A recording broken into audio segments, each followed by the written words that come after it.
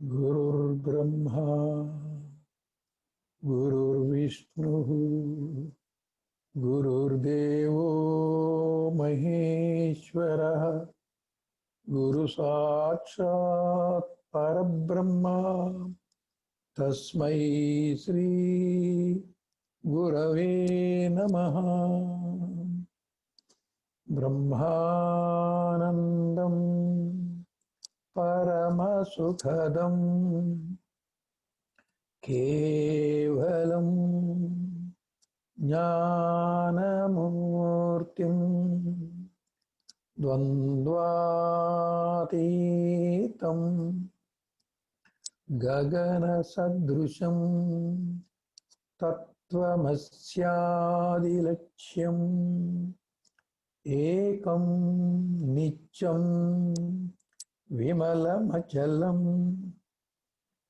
सर्वधी साक्षिभूतं भावातीतं त्रिगुणरहितं सद्गुरुं तं नमामि। ॐ नमो ब्रह्मादिभ्यो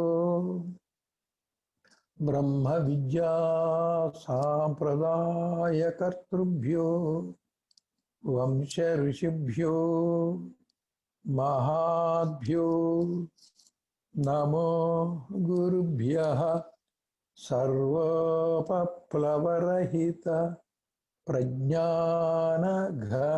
प्रत्यगर्धो ब्रह्मैवाहमस्मि अहं पदार्थरहितः। ॐ सहनाववतु सहनौ भुनक्तु सह वीर्यं करवावहै तेजस्विनावधीतमस्तु मा विद्विषावहै। ॐ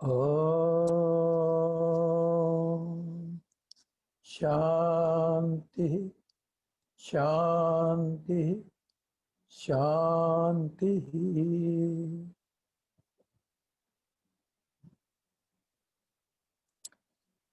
30వ ఎపిసోడ్ అక్టోబర్ 5 వివేక చూడామణి 94 శ్లోకాలైనవి. 95వ శ్లోకం పేజీ 55.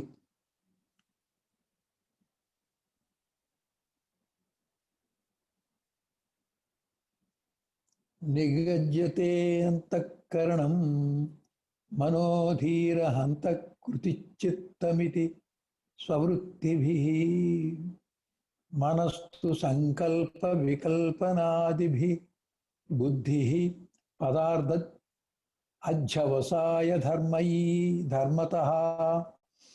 నిగజ్యతే అంతఃకరణం మనోధీర కృతిః చిత్తమతి స్వవృత్తిభిః మనస్తు సంకల్ప వికల్ప ఆదిభిః బుద్ధిః పదార్థాధ్యవసాయ ధర్మతః.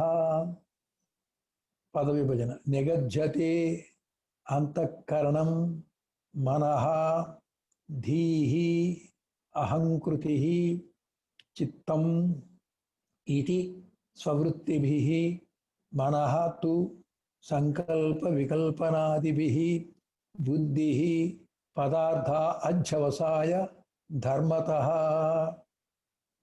టీకా. అంతఃకరణం అంటే అంతరింద్రియములు. అంతః అంటే లోపల, కరణ అంటే పనిచేయటం, లోపలుండి పనిచేసేవి. ఈ జ్ఞానేంద్రియాలు బహిరింద్రియాలు. కన్ను ముక్కు చెవి ఇవన్నీ బయటికే కనబడుతున్నాయి మనకి. బయటికి కనబడేవన్నీ బహిరింద్రియాలు.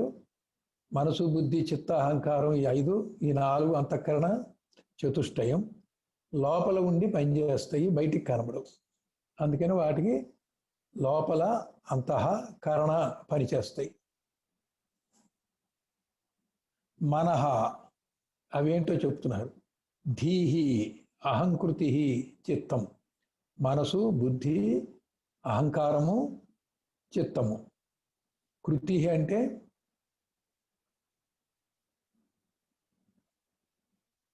విషయాల్ని విషయీకరించుకొని దాని ప్రకారము స్పందిస్తుంది. స్పందించడంలో నాది నేను అనేటువంటి అభిమానం ఉంటుంది. ఆ అభిమానంతో స్పందించడానికి కృతి అంటారు. కృతి. చిత్తం ఇది స్వవృత్తిభి, వాటి యొక్క వృత్తులు, వృత్తి రూప జ్ఞానాలు. వృత్తి అంటే లోపల ఉన్నదాన్ని బయటికి వెలువరించటాన్ని వృత్తి అంటారు. లోపల వాసనారూపంగా ఉన్నది పరాశక్తి యొక్క ప్రేరణ చేత చిత్తము నుండి బయటికి వృత్తి రూపంలో వస్తుంది. బయటికి వచ్చి రాగానే అది కనబడుతుంది. కనబడటాన్ని పశ్యన్ అంటారు. పరా అనేది వాసన రూపంలో, పశ్యంతి అంటే చిత్తవృత్తి రూపంలో ఉంటుంది. తర్వాత మనసుకు వెళ్తుంది, అది మధ్యమ. అక్కడ ఇది నాకు సంబంధమా కాదా, నాకు సుఖమా దుఃఖమా, నా వాళ్ళ పరాయి వాళ్ళ, అయితే నాకేంటి, ఇవన్నీ ఆలోచించేది మధ్యమ. ఒక నిర్ణయానికి బుద్ధిలో వస్తుంది. బుద్ధిలో నిర్ణయం వచ్చిన తర్వాత దాని ప్రకారం ఈ నేను అనేది కృతి పనిచేస్తుంది.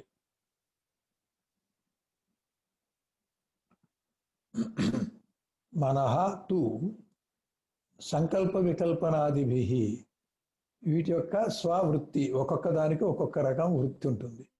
చిత్తము చింతన చేస్తుంది, మనసు మననం చేస్తుంది, లేక సంకల్ప వికల్పాలు చేస్తుంది, బుద్ధి నిర్ణయిస్తుంది, అహంకారము నేను నాది అభిమానంతో పనిచేస్తుంది. బుద్ధి పదార్థ అధ్యవసాయ ధర్మత. టీకా. అంతఃకరణం అంతరింద్రియము సవృత్తిభి తన యొక్క వ్యాపారముల చేత, మనః మనస్సని, ధీహి బుద్ధి అని, అహంకృతి అహంకారమని, చిత్తం ఇది చిత్తమని నిగర్జతే చెప్పబడుచున్నది. మనస్తు మనసైతేనో సంకల్ప వికల్పనాదిభి, సంకల్పము అంటే తలంచుట, వికల్పము అంటే అదియా లేక ఇదియా అను సందేహ జ్ఞానం. వికల్పం అంటే సందేహ జ్ఞానం.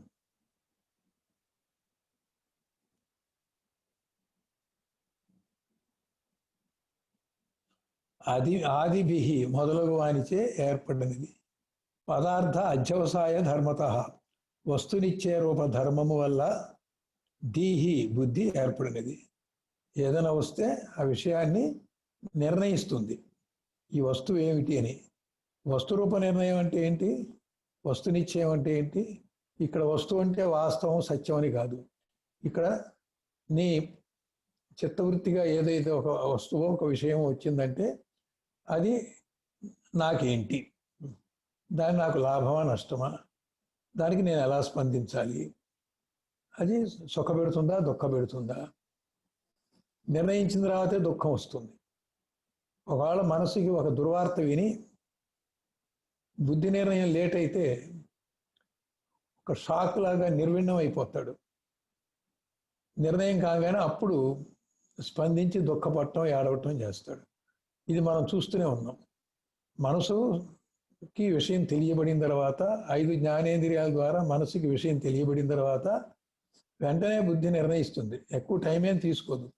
పెద్ద సమస్య వస్తే తప్ప ఏం చేద్దాం అనేది ఒక రోజల్లా కొన్ని రోజుల పాటు కూడా నిర్ణయం అందులో ఆల్టర్నేటివ్స్ ఏం చేస్తే బాగుంటుంది అనేది. ఒకసారి అసలు ఏమీ తోచదు, ఏదో ఒక నిర్ణయం చేయాలని ఇతరుల సలహాన్ని తీసుకోవాల్సి వస్తుంది. కానీ సామాన్య విషయం పెద్ద సమస్య కాకపోతే వెంటనే బుద్ధి నిర్ణయిస్తుంది. నాది నా వాళ్ళని కానీ, నాకు సంబంధం లేదని కానీ, పరాయి వాళ్ళకి కానీ, ఇది సుఖమని ఇది దుఃఖమని వెంటనే స్పందించి, సుఖం కలిగేటువంటిది ఆ వస్తువు ఏదైనా ఉంటే వాళ్ళ మీద రాగము, దుఃఖం కలిగించేటువంటి వస్తువు ఏదైనా ఉంటే దాని ద్వేషము, తన సుఖానికి అడ్డంగా వచ్చేది ఏదైనా అయితే క్రోధము, తనకి ఏదైనా వస్తే ఇది నాది అనేటువంటి భావం వస్తే లోభత్వము. ఈ విధంగా అరిషడ్వర్గంతో రాగద్వేషాలతో స్పందిస్తుంది.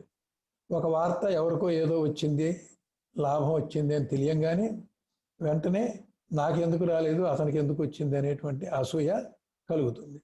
ఎవరికో ఏదో సుఖం వస్తే నాకు ఎప్పుడు దుఃఖం ఎందుకు ఉంటుంది, వాళ్ళకి సుఖం మాత్రం ఎందుకు ఉండాలి అనేటువంటి రకంగా మత్సరం వస్తుంది.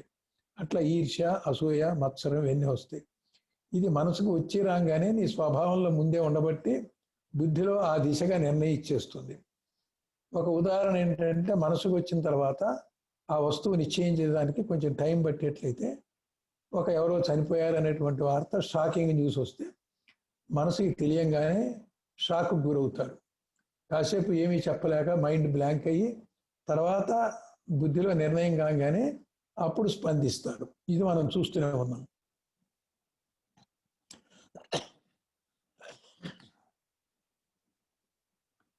నిగజ్జతే ఈ రకంగా అంతఃకరణ చతుష్టయం అని చెప్పబడింది. అంతేకాదు, అంతఃకరణలు 4 కాదు, అంతఃకరణము ఒక్కటే. వృత్తి భేదం చేత 4గా చెప్పారు. ఒక్కటే అంతఃకరణ, వృత్తి భేదం చేత 4గా చెప్పారు. అంటే చిత్తవృత్తి వచ్చి రాగానే అది చిత్తం చింతన చేస్తుంది కాబట్టి అది వేరు, చింతన వేరుగా ఉంది. మనసుకి వచ్చేసరికి అక్కడ ఇదే అదే అనేటువంటి సంశయాత్మకం మనసు, నిర్ణయాత్మకం బుద్ధి. అంటే సంశయంగా ఉన్నంతసేపు దానికి మనసుని పెట్టాము, నిర్ణయం కాగానే దానికే బుద్ధి అని చెప్పాము, రియాక్షన్ రాగానే దానికే అహంకారం పెట్టాం. కానీ 4 లేవు, ఒకటే అంతఃకరణ, ఒకటే. వృత్తి భేదము చేత 4 చెప్పబడింది. ఈ 4 రకాలుగా దాని వృత్తులు ఉంటాయి. చిత్తవృత్తి వేరు, మనోవృత్తి వేరు, బుద్ధి వృత్తి వేరు, అహం వృత్తి వేరు. పంచీకరణలో తెలుస్తుంది మనకి. పంచీకరణలో వృత్తి ఒకటే అయినా కానీ వృత్తి భేదం చేత 4 అయింది అని. అలాగే పంచప్రాణాల విషయంలో కూడా ప్రాణం ఒక్కటే కానీ వృత్తి భేదం చేత పంచప్రాణాలు అయింది. స్థాన భేదం చేత, వృత్తి భేదం చేత ప్రాణాలకు వచ్చేసరికి స్థాన భేదం కూడా ఉంది. అంతఃకరణకి లేదు కానీ వృత్తి భేదం ఒక్కటే ఉంది. పంచప్రాణాలకి మన శరీరంలో అపానవాయువు ఉండే చోటు వేరు, ప్రాణవాయువు ఉండే చోటు వేరు, వ్యానవాయువు శరీరం అంతా ఉంటుంది, ఉదానవాయువు కంఠస్థానంలోనే ఉంటుంది, నాభిస్థానంలో సమాన వాయువు ఉంటుంది. కాబట్టి స్థాన భేదం చేత వాయువు ఒకటైనా వేరే వేరే వృత్తులు వస్తాయి. వృత్తి భేదం చేత వాటికి ప్రాణ, అపాన, వ్యాన, సమాన, ఉదాన వాయువులని పేరు పెట్టాం. మరి జ్ఞానేంద్రియాలు, కర్మేంద్రియాలు అట్లా కాదు. దేనికదే వేరువేరుగా ఉన్నాయి, వెష్టిగా ఉన్నాయి. అది 5 జ్ఞానేంద్రియాలు ఒక్కటి కాదు, వృత్తి భేదం చేత 5 కాదు. దేని వృత్తి దాందే, దేని నిర్మాణం దాందే. మరి పంచప్రాణాల్లో అన్నీ కూడా ఒకే వాయువే. స్థాన భేదం బట్టి, అది చేసే పని విధానం బట్టి, వృత్తి భేదాన్ని బట్టి 5 ప్రాణాలుగా చెప్పడం జరిగింది. కానీ ప్రాణం ఒక్కటే. అలాగే అంతఃకరణ కూడా లోపల ఉండి పనిచేసేది ఒక్కటే. వృత్తి భేదం చేత అంతఃకరణ చతుష్టయం అని చెప్పారు. 96వ శ్లోకం. అత్రాభిమానాత్ అహమిచ్చహంకృతి, అత్రాభిమానాత్ అహం ఇచ్చహంకృతి కృతి స్వార్థానుసంధాన గుణేన చిత్తం. అత్ర అభిమానాత్ అహం ఇతి అహంకృతి స్వార్థ అనుసంధాన గుణేన చిత్తం.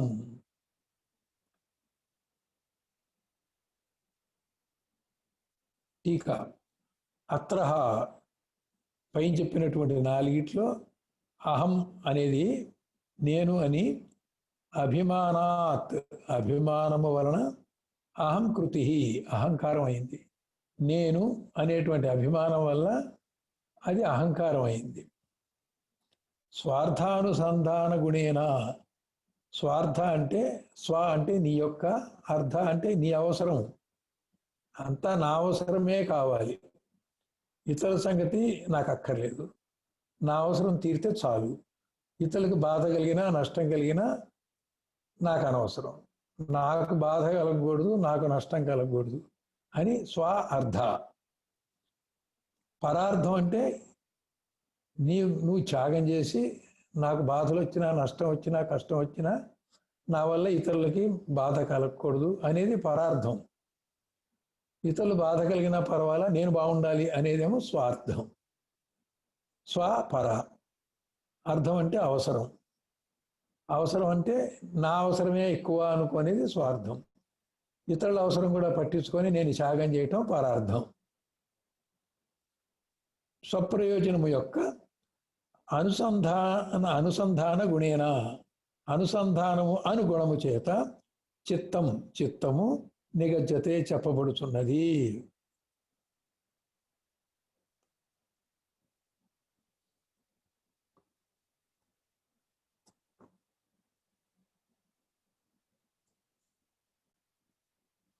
చిత్తానికి అనుసంధాన గుణం ఉంది. అంటే ఇప్పుడు నేను శరీరముతో నా మనస్సు తాదాత్మ్యత చెందుతోంది. శరీర బాధ మనసుకే, శరీర సుఖం మనసుకే. అది తాదాత్మ్యత అంటే.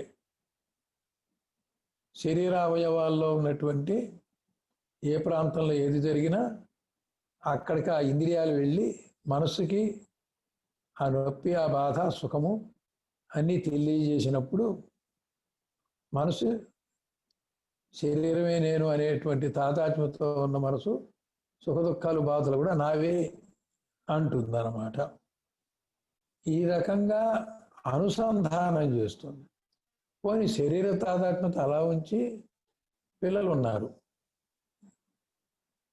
మన సంతానం, వాళ్ళ మీద ఉన్నటువంటి రాగము, అనురాగం చేత వాళ్ళ దుఃఖమే నా దుఃఖము, వాళ్ళ సుఖమే నా సుఖము అని వాళ్ళ యొక్క సుఖ దుఃఖాలు నీకు లేకపోయినా వాళ్ళ సుఖ దుఃఖాలు నువ్వు అనుసంధానం చేసుకుంటే అది మమకారం. ఈ అనుసంధాన క్రియ చిత్తము దగ్గర జరుగుతుంది. అందుకే పొద్దున్న నిద్ర లేవంగానే చిత్తవృత్తి ఏమిటంటే నేను శరీరము అని శరీరాభిమానంతో నిద్రలేస్తున్నాం. అదే బ్రహ్మాకార వృత్తిలో ఉంటే నిద్రలేస్తూనే నేను ఆత్మనేటువంటి అనుభవంలో ఉండి లేస్తాను. ఆత్మానుభవంలో ఉండి ఎవరైతే లేస్తారో పొద్దున్న నిద్ర లేవగానే ఎందుకంటున్నాము, ఆలోచిస్తూ ఉంటే నువ్వు నిర్ణయించలేవు. నిద్రపోతున్నప్పుడు ఏ ఆలోచన లేదు, లేస్తూనే మొట్టమొదటి ఆలోచన ఏమిటి అంటే ఆ పడుకున్నవాడు తన శరీరం వంక చూసి ఆ నిద్రపోవడంలో బట్టలు అటు ఇటు అతను చిదిరితే ముందు అది సరి చేసుకొని తర్వాత పక్క మించి లేస్తాడు. అలాగే మెలకు వస్తే పక్క మించి లేచినా లేకపోయినా మధ్యలో మెలకు వస్తే తన శరీరాన్ని, తన బట్టల్ని సర్దుకుంటాడు ముందు. కాబట్టి శరీరం నేను అనేటువంటి చిత్తవృత్తి అక్కడ ఉన్నది. ఆత్మ నేను, బ్రహ్మ నేను అనేటువంటి చిత్తవృత్తి లేదు. కాబట్టి చిత్తవృత్తి అంటే ఏంటంటే ఈ నేనుకి శరీరం తీసుకొచ్చి అనుసంధానం చేయటం. అసలు నువ్వు బ్రహ్మవై ఉండి బ్రహ్మానుసంధానంతో ఉండాల్సింది శరీరానుసంధానంతో ఉండి శరీరానుసారమైనటువంటి వృత్తులు వస్తున్నాయి. కాబట్టి అక్కడ చిత్తవృత్తికి కారణం అనుసంధానం. విషయం దగ్గరికి వెళ్తే తాను వేరు విషయం వేరు అనకుండా తాను విషయాకారమే చెందుతూ ఉన్నాడు. ఇవాళ సినిమాలోకి వెళ్తే ఎవరన్నా అక్కడ దుఃఖమైనటువంటి సీన్ వస్తే వాడు దుఃఖిస్తూ ఏడ్చేస్తూ కర్చీఫ్లు అనేది తడిపేసుకునే పాత రోజులు. మరి ఇప్పుడు ఎలా ఉన్నారో తెలియదు. అంటే ఏంటి, అక్కడ అనుసంధానం చేస్తున్నారు. ఈ అనుసంధాన క్రియ చిత్తం. దుఃఖం వచ్చేది మళ్ళీ శోకమోహాలేమో మనసుకి. అక్కడ నిర్ణయమే చేయట్లా. బుద్ధిలో నిర్ణయం చేస్తే ఏమవుతుంది, ఇది సినిమా కదా, ఇది నిజం కాదు కదా, ఇది నా జీవితం కాదు కదా అన్నప్పుడు బుద్ధి ఆ రకంగా నిర్ణయించినప్పుడు మనం స్పందించాం. బుద్ధి నిర్ణయాన్ని వాయిదా వేసినప్పుడు గబగబా స్పందిస్తాం. వెంటనే స్పందించడానికి కారణం ఏంటి, రజోగుణం. బుద్ధి నిర్ణయాన్ని వివేకంతో కూడి తీసుకునేదాకా నీ స్పందనని ఆపి నిగ్రహించి నిర్ణయం అయిన తర్వాత నువ్వు స్పందించావనుకో, అప్పుడు ఇది సినిమా కదా, మనం ఎందుకు ఆడటం. చివరిలో విలన్ని కొడుతూ ఉంటారు. అప్పుడు వాడు కొట్టడం అంటే మనకి ఇష్టంగా ఆనందపడి ఈలలేస్తూ ఉంటారు సినిమాల్లో. చిన్నప్పుడు చూసి చెప్తున్నా. కాబట్టి ఈ అనుసంధానం నీకంటే ఆ కథ వేరే అయినప్పుడు ఈ చిత్తం పోయి ఆ కథతో అనుసంధానం చేసుకోవడం వల్ల అక్కడ పాత్రల స్పందన బట్టి నువ్వు కూడా స్పందిస్తున్నావు. అది చిత్తవృత్తి అంటే. తాత్పర్యం: అంతఃకరణ వివరణము ఒకే అంతఃకరణమును వృత్తి భేదము చేత మనసని, బుద్ధి అని, అహంకారమని, చిత్తమని 4 విధములుగా చెప్పుతున్నారు. నేను ముందే చెప్పాను, అంతఃకరణం ఒకటే అంతఃకరణం అయినప్పటికీ కూడా వృత్తి భేదం చేత మనసు, బుద్ధి, చిత్తం, అహంకారం అని 4గా చెప్పబడింది. మనసు ఎక్కడి నుంచి పనిచేస్తుంది? మనకి వెన్నుపూస ఉంది. వెన్నుపూసల నుంచి దానికి జడలాగా చుట్టుకున్నటువంటి నాడులు ఉన్నాయి. ఆ నాడుల యొక్క ప్రారంభ స్థితి ఎక్కడ ఉంటుంది అంటే, మనసు పని చేయటానికి మనసుకి సంబంధించిన నాడి వెన్నుపూస నుంచి కంఠస్థానం దగ్గర నుంచి ప్రారంభమవుతుంది. వెన్నుపూసలో కంఠస్థానం దగ్గర నుంచి అక్కడున్న పూస నుంచి ప్రారంభమయ్యి మనసు పనిచేస్తుంది. బుద్ధి ఎక్కడి నుంచి పనిచేస్తుంది? హృదయస్థానం నుంచి పనిచేస్తుంది. హృదయం అంటే హృదయం ఎదురుగా ఉన్నటువంటి వెన్నుపూస నుంచి ప్రారంభమయ్యేటువంటి ఒక నాడి. అలాగే చిత్తం నాభిస్థానం నుంచి పనిచేస్తుంది. బుద్ధి ముఖస్థానం నుంచి పనిచేస్తుంది. సుమారుగా ఆ విశుద్ధ చక్రానికి, ఆజ్ఞా చక్రానికి మధ్యలో ఉంటుందన్నమాట.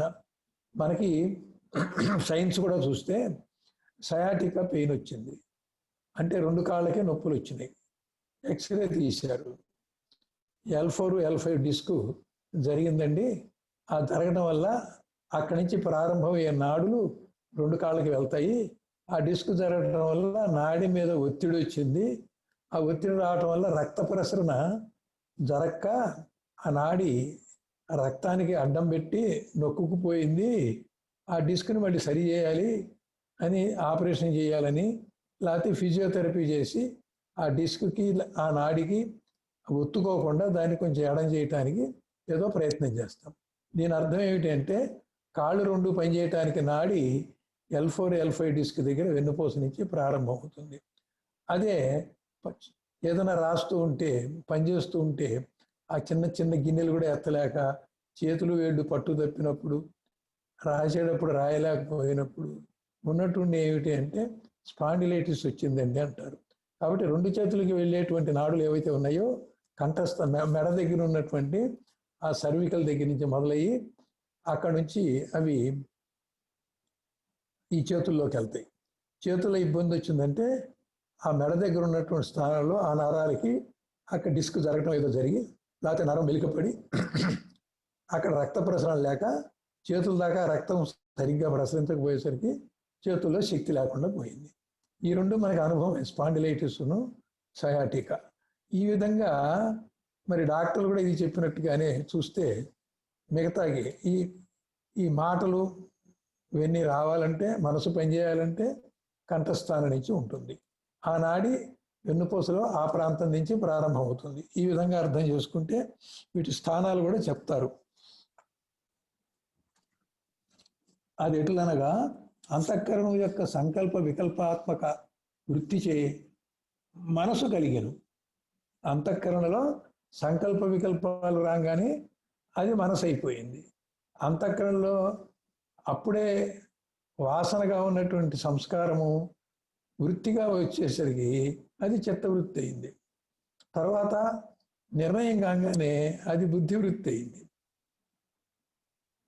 ఆ నిర్ణయము నీ మీద అప్లై చేసరికి నేను నా వాళ్ళు పడేవాళ్ళని, నాకు సుఖమని, నాకు బాధని, నాకు సంతోషమని, నాకు ఇష్టమని, నాకు అయిష్టమని, ఈ రకమైన నిర్ణయం ఎప్పుడైతే చేశావో అక్కడ అహం పనిచేసింది.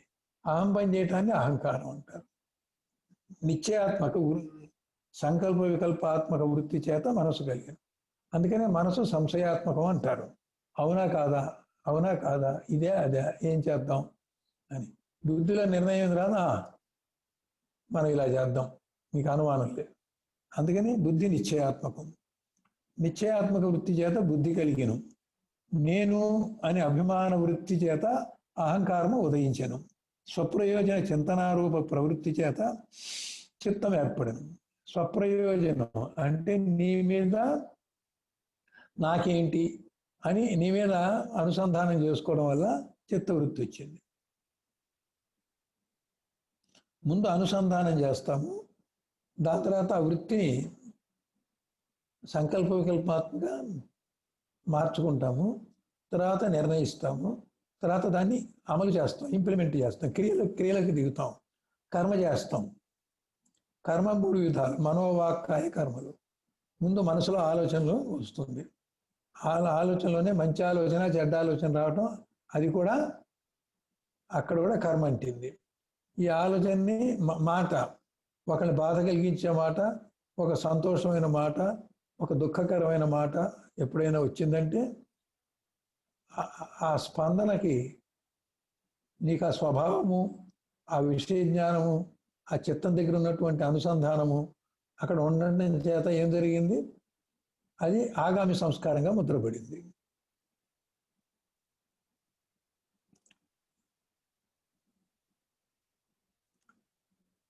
ఇదంతయు అంతఃకరణ విజృంభణమే కాని అని భావము. మొదట నేనను అజ్ఞాన కార్యమైన అభిమానం ఉదయించుతున్నది. ఈ అహంకారమును నశింపజేసిన అదియు తత్కారణముగా అవిద్యయు నశించుతున్నది. ఇక్కడ సాధన అనేటువంటిది ఈ 4గిట్లో దేంతైనా మొదలు పెట్టచ్చు. ముందు నేను నాది అంటున్నాం కదా, అక్కడ నేను అనే దాని దగ్గర ఒక సాధన మొదలు పెట్టచ్చు. అహంకారం నిరహంకారంగా మారాలి అంటే నేను నాది నావారు అనే విభజన పోవాలి.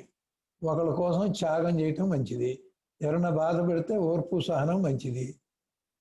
ఇవన్నీ ఎందుకు చేయాలి అంటే నాకు ఆత్మజ్ఞానం కావాలి, నేను ముముక్షు కాబట్టి, నాకు ఈ బంధం ఉండకూడదు, నాకు ఈ అటాచ్మెంట్ ఉండకూడదు, నాకు ఈ సంగత్వం చిత్తవృత్తి ద్వారా వచ్చే అనుసంధానము సంగత్వం నాకు ఉండకూడదు, ఈ అహంకారం దగ్గర అభిమానం ఉండకూడదు అనేటువంటిది ఇవన్నీ కూడా ఒక నిర్ణయం తీసుకుంటే చిత్తవృత్తి నిరోధ యోగ, పతంజలి యోగ శాస్త్రం ప్రకారంగా ధ్యానంలో కూర్చొని చిత్తవృత్తి నిరోధం చేసుకోవచ్చు. చిత్తవృత్తి కేవలం ధ్యానంలో కూర్చొని నిరోధం అవుతుందా అంటే దానికి అష్టాంగ యోగం ఉంది. ముందు యమము నియమము ఆసనము ప్రాణాయామము ప్రత్యాహారము ధ్యాన ధారణ సమాధి వచ్చినప్పుడే చిత్తవృత్తి నిరోధం అవుతుంది. అంతవరకు అవదు. ఏకంగా అందరూ ధ్యానంలో కూర్చుంటున్నారు. ఇంట్లో సంసారంలో తామరాకు నీటి మీద నీటి బొట్లాగా అంటకుండా మరి కార్యక్రమాలు చేసుకోవట్లేదు, రెచ్చిపోతున్నారు, ప్రతిస్పందిస్తున్నారు, రజోగుణంతో తొందరపడుతున్నారు, తమోగుణంతో అటాచ్మెంట్ ఉంది, నేను నాది నావారు పరాయి వారు ఉంది, ఆస్తి కోసం దానికోసం ప్రేమ కోసం ఇతరులతో పోటీ పడుతున్నాము. సంతానంలో 2 ఉన్నారు, తమ్ముడంటే అమ్మకి ఎక్కువ ప్రేమ, నా మీద ప్రేమ లేదు అంటాడు ఒక్కొక్కడు. ఇవన్నీ కూడా ఈ భేదభావాలన్నీ కూడా మనకు వస్తున్నాయి. ఇది పోతే కదా చిత్తవృత్తులు పోయేది. ఇది లేకుండా కేవలం డైరెక్ట్గా ధ్యానంలో కూర్చొని చిత్తవృత్తి పోతుందా అంటే పోదు. దానికి ముందు కొంత సన్నాహం చేసి చిత్తానికి కొంచెం సంసిద్ధత వచ్చినప్పుడు ఆ ధ్యానంలో అది పోగొట్టుకోవచ్చు. అయితే ముందా వెనక కాకుండా ఏకకాలంలో అన్ని రకాల సాధనలు చేయాలి మనం.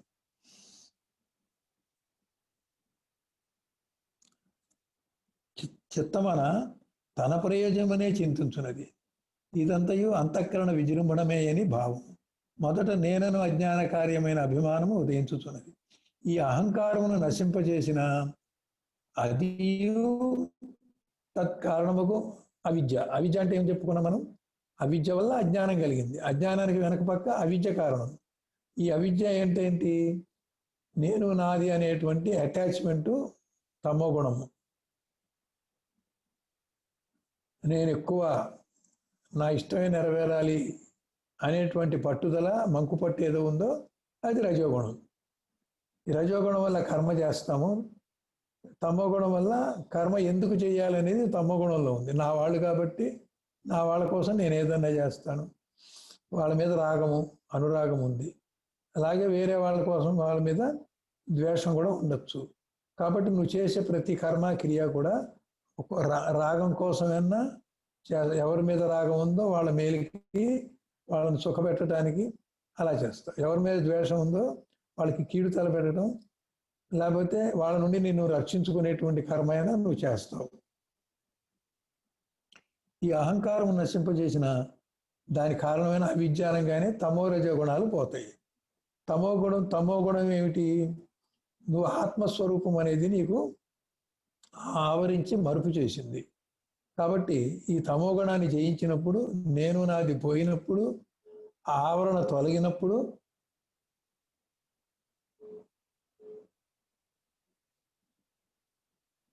ఆవరణ తొలగినప్పుడు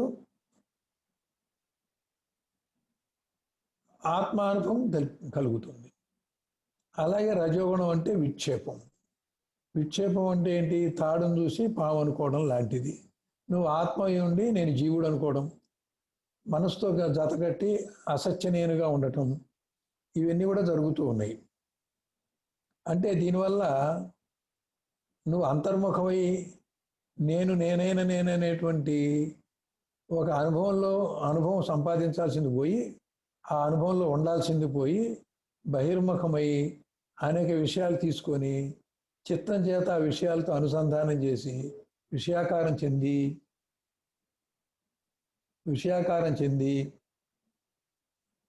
అప్పుడు జడభరతుడు లేడిని తలుచుకుంటూ మరణిస్తే మరో జన్మలో లేడై పుట్టాడు. అంటే ఏంటి?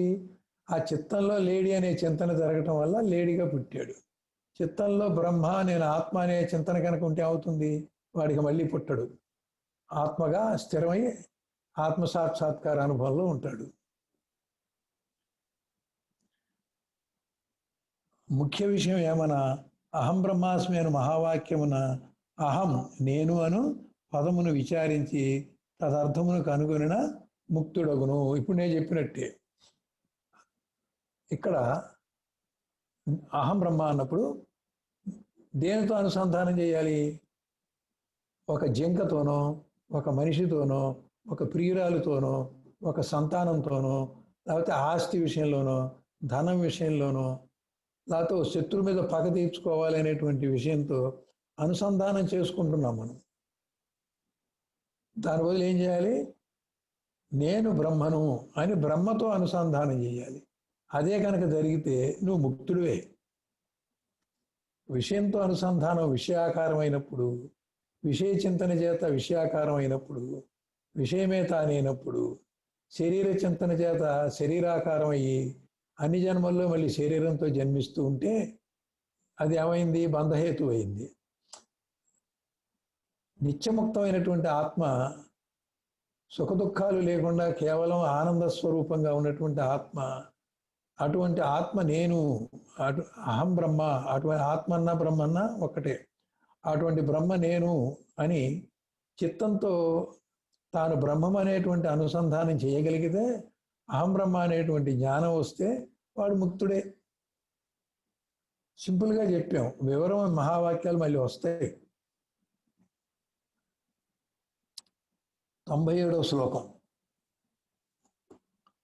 ప్రాణాపాన వ్యానోదాన సమాన భవత్యసౌ ప్రాణః స్వయమేవ వృత్తి భేదాత్ వికృతి భేదాత్ సువర్ణ సలిలమివ.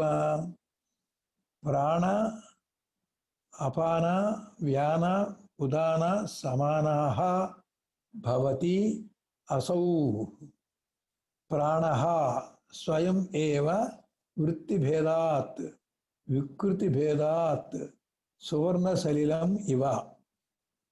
టీకా. అసౌ ప్రాణ ఏవ, ఈ ప్రాణవాయువే స్వయం తాను వృత్తి భేదాత్, వృత్తిలోనూ వ్యాపారంలోనూ అది ఏ ఏ స్థానంలో ఉండి ఏ ఏ క్రియలు జరపడానికి అక్కడ ఉన్నటువంటి గోళకాలు దానికి అనుమతిస్తాయో దాన్ని బట్టి ఆ రకంగా వృత్తి జరుగుతుంది. అలా వృత్తి జరగటం వల్ల ఒకే వాయు మన శరీరంలో కొన్ని ప్రాంతాల్లో ఉండటం వల్ల ఏ ప్రాంతంలో ఉన్న చోట అక్కడ కండరాల చలనం వల్ల కానీ, అక్కడ ఉన్నటువంటి లోపల మన శరీరంలో ఉన్నటువంటి మనకి కనబడకుండా ఉండే అవయవాలకు స్పందనను బట్టి అక్కడ ఉన్నటువంటి వాయువు ఏం చేస్తుందంటే, ఆ నాభిస్థానం కంటే కింద ఉన్నటువంటి వాయువు మలమూత్ర విసర్జనకి ఉపయోగపడుతుంది. నాభిస్థానంలో ఉన్న వాయువు కిందున్న అపాన వాయువుని, పైనున్న ప్రాణవాయువుని బ్యాలెన్స్ చేసుకొని సమానంగా చేస్తుంది. పైన ఉన్నటువంటి ప్రాణవాయువు ఏం చేస్తుందంటే ఉచ్ఛ్వాస నిశ్వాసాలతోటి హృదయస్థానం అంటాడు ఇక్కడ, అంటే ఊపిరితిత్తులు. హృదయం అంటే గుండె కాదు, ఊపిరితిత్తుల వరకు ఉచ్ఛ్వాస నిశ్వాసాలతోటి ముక్కు ద్వారా నాసిక ద్వారా చేస్తూ ఉంటుంది. అప్పుడు అపానవాయు యొక్క వృత్తి వేరు, ప్రాణవాయు యొక్క వృత్తి వేరు. అదేవిధంగా వ్యానవాయువు శరీరం అంతా వ్యాపించి ఉండి శరీరానికి ఒక గాలి తీసినటువంటి బోరలా కాకుండా గాలి నింపిన బోరలాగా మన శరీరం అంతా కూడా ఒక చక్కటి రూపము ఆకారంలో ఉంటుంది. ఆ వ్యానవాయువు కనుక లేకపోతే ప్రతివాడు కూడా తన అస్థిపంజరానికి పుర్రెకి ముఖం అంతా కూడా చర్మం అతుక్కుపోయి నూనెపోయినటువంటి శరీరం కాస్త ముడతలు పడిపోయి ఒక ఎయిడ్స్ పేషెంట్ లాగా అవుతాడు. దీని అర్థం చేసుకుంటే వ్యానవాయువు అంటే ఏంటో తెలుస్తుంది. వాయువుతో నింపినటువంటి బోరలాగా నున్నగా ఉంటాడు మనిషి. అవయవాలన్నీ కుదురుగా నున్నగా ఉబ్బి ఉంటాయి. అదే వ్యానవాయువు శరీరం అంతా వ్యాపించకుండా ముడుచుకుపోతే ఉదాన వాయువు వ్యాపిస్తే వ్యానవాయువు అంటాం. వ్యానవాయువు ముడుచుకుపోతే ఉదాన వాయువు అవుతుంది.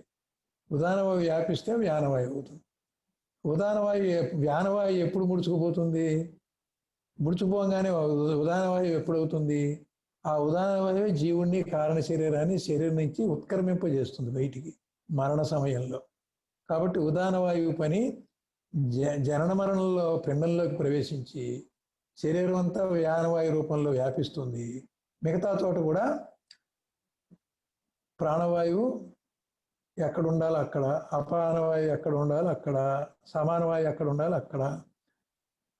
ఈ రకంగా 5 రకాల వాయువుల్ని కూడా వాటి స్థానంలోకి నింపుకొని ఆ స్థానంలో ఉన్న కండరాల నరాల యొక్క అక్కడ ఉన్నటువంటి గ్రంథుల యొక్క రసాయనాల యొక్క క్రియను బట్టి ఈ వాయువు కూడా అక్కడ సహకరించి ఒక ప్రత్యేకమైన వృత్తి చేస్తుంది.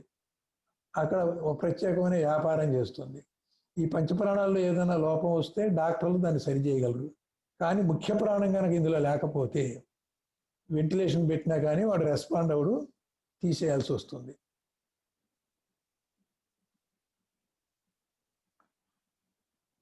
స్వయం ఏవ వృత్తి భేదాత్ వికృతి భేదాత్ సువర్ణ సలిలం ఇవ. వృత్తి భేదాత్ వ్యాపార భేదం వలన ప్రాణ అపాన వ్యాన ఉదాన సమాన. ప్రాణ అంటే ప్రాణముగను, అపాన అంటే అపానముగను, వ్యానముగను, ఉదానముగను, సమానముగను. వికృతి భేదాత్, వికృతి అంటే పరిణామ రూపములకు విష్ణువాది ప్రతిమల యొక్క భేదము వలన సువర్ణ సలిలం ఇవ బంగారు నీరు వలె భవతి అగుచున్నది. బంగారాన్ని కరిగిచ్చి ఆ కరిగిన బంగారాన్ని కొన్ని అచ్చులు ఉన్నాయి. ఒక అచ్చులో పోస్తే విష్ణు రూపంగా తయారవుతుంది. ఆ బంగారు కరిగించిన బంగారము ఇంకో అచ్చులో పోస్తే లక్ష్మి అవుతుంది. ఇంకో అచ్చు అయితే సాంబశివుడు అవుతాడు. వీళ్ళ ప్రతిమ స్థలముల యొక్క భేదముచే బంగారం ఒక్కటే కానీ అచ్చుల్లో పోసినప్పుడు విష్ణు రూపం వచ్చేటువంటి అచ్చు. వాళ్ళ వినాయక చవితికి వినాయకుడిని నమ్ముతున్నారు. ఒక అచ్చు ఉంటుంది, మట్టి తీసి దాని మీద ఇలా రుద్దుతారు. మట్టి ఆరిన తర్వాత జాగ్రత్తగా దాన్ని బోర్లిచ్చి తీసేస్తే ఏమవుతుందంటే ఆ అచ్చులో ఉన్నటువంటి రూపమే వినాయకుడి రూపం వస్తుంది. ఇలా అయితే ఏమవుతుంది, కూర్చొని మట్టితో వినాయకుడు చేయడానికి టైం పడుతుంది. ఎన్ని వినాయకులు చేయాలంటే చాలా టైం పడుతుంది. అందుకని అచ్చులు తయారు చేసుకుంటారు. తయారు చేసి కొంచెం కష్టపడ్డారు. 2 రోజులు 3 రోజులు 4 రోజులు పెట్టినా అచ్చు తయారైతే ఒకే అచ్చులోంచి 1000 వినాయకులను తీయచ్చు. కాబట్టి అది ఆ అచ్చు వినాయకుడు అచ్చు అనుకో వినాయకుడు వస్తాడు, విష్ణుమూర్తి అచ్చు అనుకో విష్ణుమూర్తి వస్తాడు, లక్ష్మీ అచ్చు అనుకో లక్ష్మి వస్తుంది. బంగారం లాకెట్లు కానీ ఇంకేదైనా ఎవరైనా చేస్తే బంగారం కరిగించి ఆ అచ్చులో పోస్తారు. ఆ లాకెట్ వాడు ఏ రూపంలో ఏ బొమ్మ రావాలో ఆ బొమ్మ వస్తుంది. అలాగే ఈ ప్రాణవాయువు కూడా ఏ అచ్చులో ఏ ప్రాంతంలో ఏ స్థానంలో ఉందో అక్కడ ఉన్నటువంటి గోళకాలు వ్యవహారాన్ని బట్టి అది చేయగలిగినటువంటి వృత్తి ఏ రూపంలో ఉంటుందో ఆ వృత్తి ఆ రకంగా జనిస్తుంది. కాబట్టి ఆ వృత్తి ఏ రకంగా ఉందో దాన్ని బట్టి ఇప్పుడు బయటికి పంపిస్తోంది మలమూత్రాన్ని. దానికి అపానం అన్నాం. శ్వాస ద్వారా ప్రాణాన్ని నిలబెడుతోంది, అందుకని ప్రాణవాయువు అన్నాం. ఇది పైన ఉండాలి, అదేమో అడుగున ఉండాలి. పైనే ఉండాలి, అడుగునే ఉండాలంటే ఈ రెండింటిని బ్యాలెన్స్ చేస్తూ మధ్యలో సమాన వాయువు నాభిస్థానంలో ఉండాలి. నాభి కంటే దిగువ అపాన వాయువు ఉంటుంది, నాభి కంటే పైన ఊపిరితిత్తుల నుంచి నాసికారంధ్రాల దాకా ప్రాణవాయువు ఉంటుంది. ఊపిరితిత్తులకిను నాభి దగ్గర సెంటర్ చేసుకొని కాస్త కిందకి పైకి సమానం. ఈ సమాన వాయువు ఏం చేస్తుందంటే అపాన వాయువు పైకి రాకుండా కిందే ఉంచుతుంది, ప్రాణవాయువు అడుక్కి వెళ్లకుండా పైన ఉంచుతుంది. అది మరణ సమయంలో సమాన వాయువు చెదిరిపోతుంది. పైన ఉండాల్సినటువంటి ప్రాణవాయువు అడుక్కి వెళ్ళిపోతుంది, అడుగునుండాల్సినటువంటి అపానవాయువు పైకి వస్తుంది. దానివల్ల బ్యాలెన్స్ తప్పి అతను మరణిస్తాడు. అయితే వాటికి వేరే, ఈ పంచవాయువులకి వేరే వృత్తి వల్ల వేరే పనులు కూడా జరుగుతున్నాయి. ఇది శరీరం యొక్క బ్యాలెన్స్ కోసం చెప్పిన ఈ 5టికి 5 రకాల వృత్తులు వేరే ఉన్నాయి. అది ముందు మనకు ఇక్కడ వస్తుంది.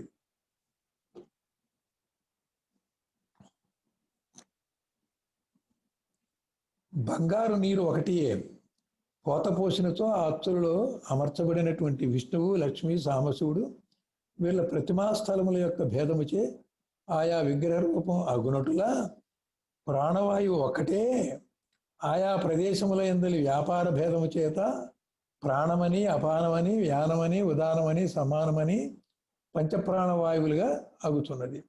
ఎట్లయితే అంతఃకరణ చతుష్టయము వృత్తి భేదం చేత 4గా ఉన్న అంతఃకరణం ఒక్కటే అన్నట్టుగా ఇక్కడ వృత్తి భేదం చేత పంచప్రాణములు పంచవాయువులు అన్న వాయువు ప్రాణవాయువు ఒక్కటే అనేది చెప్తున్నాం.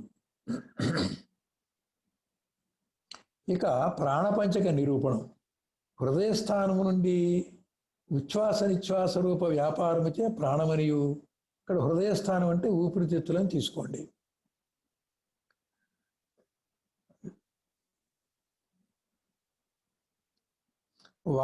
పాయుస్థానము, పాయు అంటే విసర్జనం, మలం విసర్జించే స్థానాన్ని పాయువు అంటారు. పాయుస్థానం నుండి మలమూత్ర విసర్జన రూప వ్యాపారము చే అపానమనియు, శరీరం అంతటను వ్యాపించుండున్నది అయి ప్రాణ అపాన సంచారోత్పాదక వ్యాపారము చే వ్యానమనియు, శరీరం అంతా ఉన్న వ్యానవాయువే అదే వ్యానవాయువు కింద ఉన్నప్పుడు అపానవాయువు అన్నాం, పైన ఉన్నప్పుడు ప్రాణవాయువు అన్నాం, నాభిస్థానం దగ్గర మాత్రమే ఉండి కదలకుండా ఉంటే సమాన వాయువు అన్నాం. కంఠస్థానము నుండి వాయుకర్షణ ఆకర్షణ రూప వ్యాపారముచే ఉదానమని, ఉదాన వాయువు కంఠస్థానం దగ్గర ఉంటుంది. వాయువు చేత అక్కడ మాట్లాడుతుంది. అక్కడ మాట్లాడడానికి వీలుగా ఆ కంఠస్థానంలో ఉన్న వాయువు, జంతువులకి కేవలం అరుపులే ఉంటాయి, అంబా అని, మ్యా అని, మ్యావ్ అని, భౌభౌ అని కంఠస్థానం నుంచి వచ్చేటువంటి శబ్దం. మానవులకి అనేక శబ్దాలు పలుకుతాడు, సంగీతం కూడా పాడేస్తాడు. దానికి కారణం కంఠస్థానం దగ్గర ఉన్నటువంటి ఉదాన వాయువు.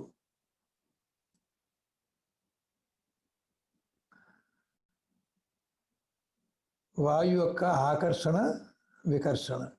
కర్షణ అంటే ఏంటంటే ఒక అయస్కాంత శక్తి. అయస్కాంత శక్తిని తన వైపు లాక్కుంటే ఆకర్షణ, తన వైపు నుంచి నెట్టేస్తే వికర్షణ. తన వైపు లాక్కోకుండా అవతల వైపు నెట్టేయకుండా మధ్యస్థంగా ఉంటే కర్షణ అంటారు, నెట్టేస్తే వికర్షణ అంటాము, లాక్కుంటే ఆకర్షణ అంటాము.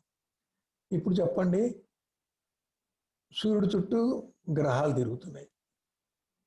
ఆకర్షణ ఉందనుకో ఏమవుతుంది, ఈ గ్రహాలన్నీ సూర్యుడికి ఢీకొట్టి సూర్యుడిలో కలిసిపోతాయి. వికర్షణ ఉందనుకోండి, ఈ గ్రహాలన్నీ సూర్యుడి నుంచి దూరంగా పారిపోతాయి. మరి సూర్యుడి చుట్టూ గ్రహాలు తిరుగుతున్నాయంటే అక్కడ ఆకర్షణ ఉందా వికర్షణ ఉందా? అయితే కర్షణ శక్తి ఉంది. అది దూరంగాను దాన్ని నెట్టదు, దగ్గరగాను లాక్కోదు. ఆ కక్షలో ఉండేటట్టుగానే చూస్తుంది. కక్షలో ఉండటానికి అక్కడ ఏంటి, ఎంతవరకు ఆకర్షించాలో అంతవరకు ఆకర్షిస్తూ సూర్యుడి నుంచి దూరంగా పారిపోకుండా, ఎంతవరకు వికర్షించాలో అంతవరకు ఉంటూ సూర్యుడికి ఢీ కొట్టకుండా దానికి ఆపోజిట్గా పనిచేస్తున్నాయి ఆకర్షణ వికర్షణ. అంటే కర్షణ శక్తి వల్ల ఉంది. కర్షణ శక్తి దూరంగాను నెట్టదు, దగ్గరికి లాగదు. అందుకనే గ్రహాలు కక్షలో తిరుగుతుంది. ఈ కర్షణ శక్తి ఎవరికైతే ఉందో అతన్ని కృష్ణుడు అంటారు. కృష్ణుడికి మనం శ్రీకృష్ణ పరమాత్మని చెప్తున్నాం. కృష్ణ అనే శబ్దం ఎలా వచ్చింది? కర్షణ ఇది కృష్ణ, కర్షణ శక్తి ఉన్నవాడు. ఈ కర్షణ శక్తి అతను ఏం చేస్తాడు, మనందరితో సమాన దూరంగా ఉంటాడు. భక్తులకేమో ఆకర్షణంగా ఉంటాడు, దుష్టులకేమో వికర్షణగా ఉంటాడు. కాబట్టి రెండూ చేస్తాడు. తనలోకి లాక్కొని మోక్షం ఇచ్చేటప్పుడు తనకు లాక్కొని విలయం చేస్తాడు. తర్వాత ఈ సృష్టి అంతా కూడా ఓం అనే బిందువు నుంచి బయటకు వచ్చింది. మళ్ళీ కృష్ణబిలంలోకి వెళ్ళి లయం అయిపోతుంది సృష్టి అంతా. ఈ సృష్టి లయం అయ్యేటప్పుడు కృష్ణబిలంలోకి వెళ్ళి బ్లాక్ హోల్కి వెళ్ళి లయం అవుతుంది. అక్కడ కృష్ణ అనే పేరు పెట్టాం. అంటే ఏంటి, అక్కడ ఈ విశ్వాన్ని మొత్తం తనలోకి లాక్కుంటోంది, తనలోకి ఆకర్షించుకుంటోంది. కాబట్టి సృష్టి ఎప్పుడు దాన్ని బయటికి వెళ్ళగక్కినప్పుడు అది వికర్షణ, సృష్టిని తనలోకి లాక్కుంటున్నప్పుడు అది ఆకర్షణ. అది పూర్తిగా ఎప్పుడు ఆకర్షణ కాదు, ఎప్పుడు వికర్షణ కాదు. ఆ ఎదురుగున్న వస్తువు యొక్క ధర్మాన్ని బట్టి అది పనిచేస్తుంది. ముక్తుడు ఉన్నాడనుకో, ఆ కృష్ణుడిలో ఐక్యం అవుతాడు. కాబట్టి కృష్ణుడు ఆకర్షిస్తాడు. ఈ విధంగా ఆ కర్షణ శక్తి అనేది రెండు రకాలు కూడా పనిచేస్తుంది. ఇక్కడ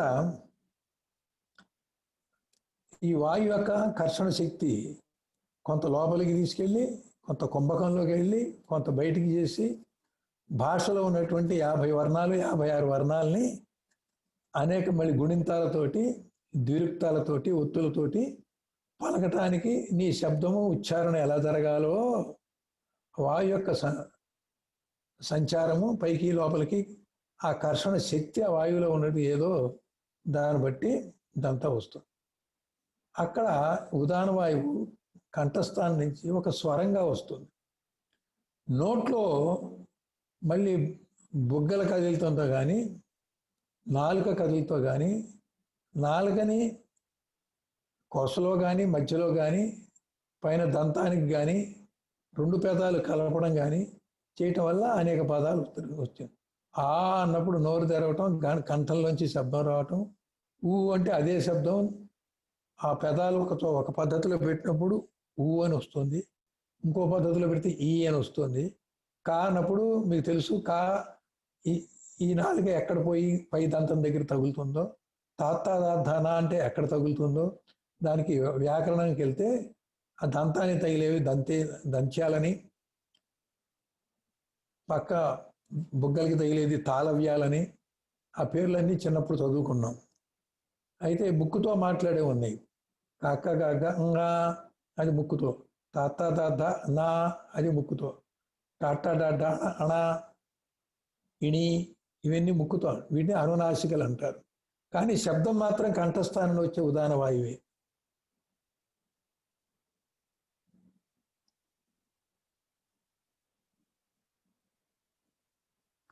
నాభి ప్రదేశమందుండి భుక్త పీతాన్న జలములను సమీకరణ రూప వ్యాపారము చే సమాన వాయువు. నాభిస్థానంలో సమాన వాయువుని ఇందాక చెప్పుకున్నాం. ఒక క్రియ ఏమిటంటే అపాన వాయువుని ప్రాణవాయువుని సమాన దూరంలో ఉండేట్టుగా చేసేది సమాన వాయువు. ఇంకొక క్రియ కూడా ఉందని చెప్పాను, అది ఇప్పుడు చెప్తున్నారు.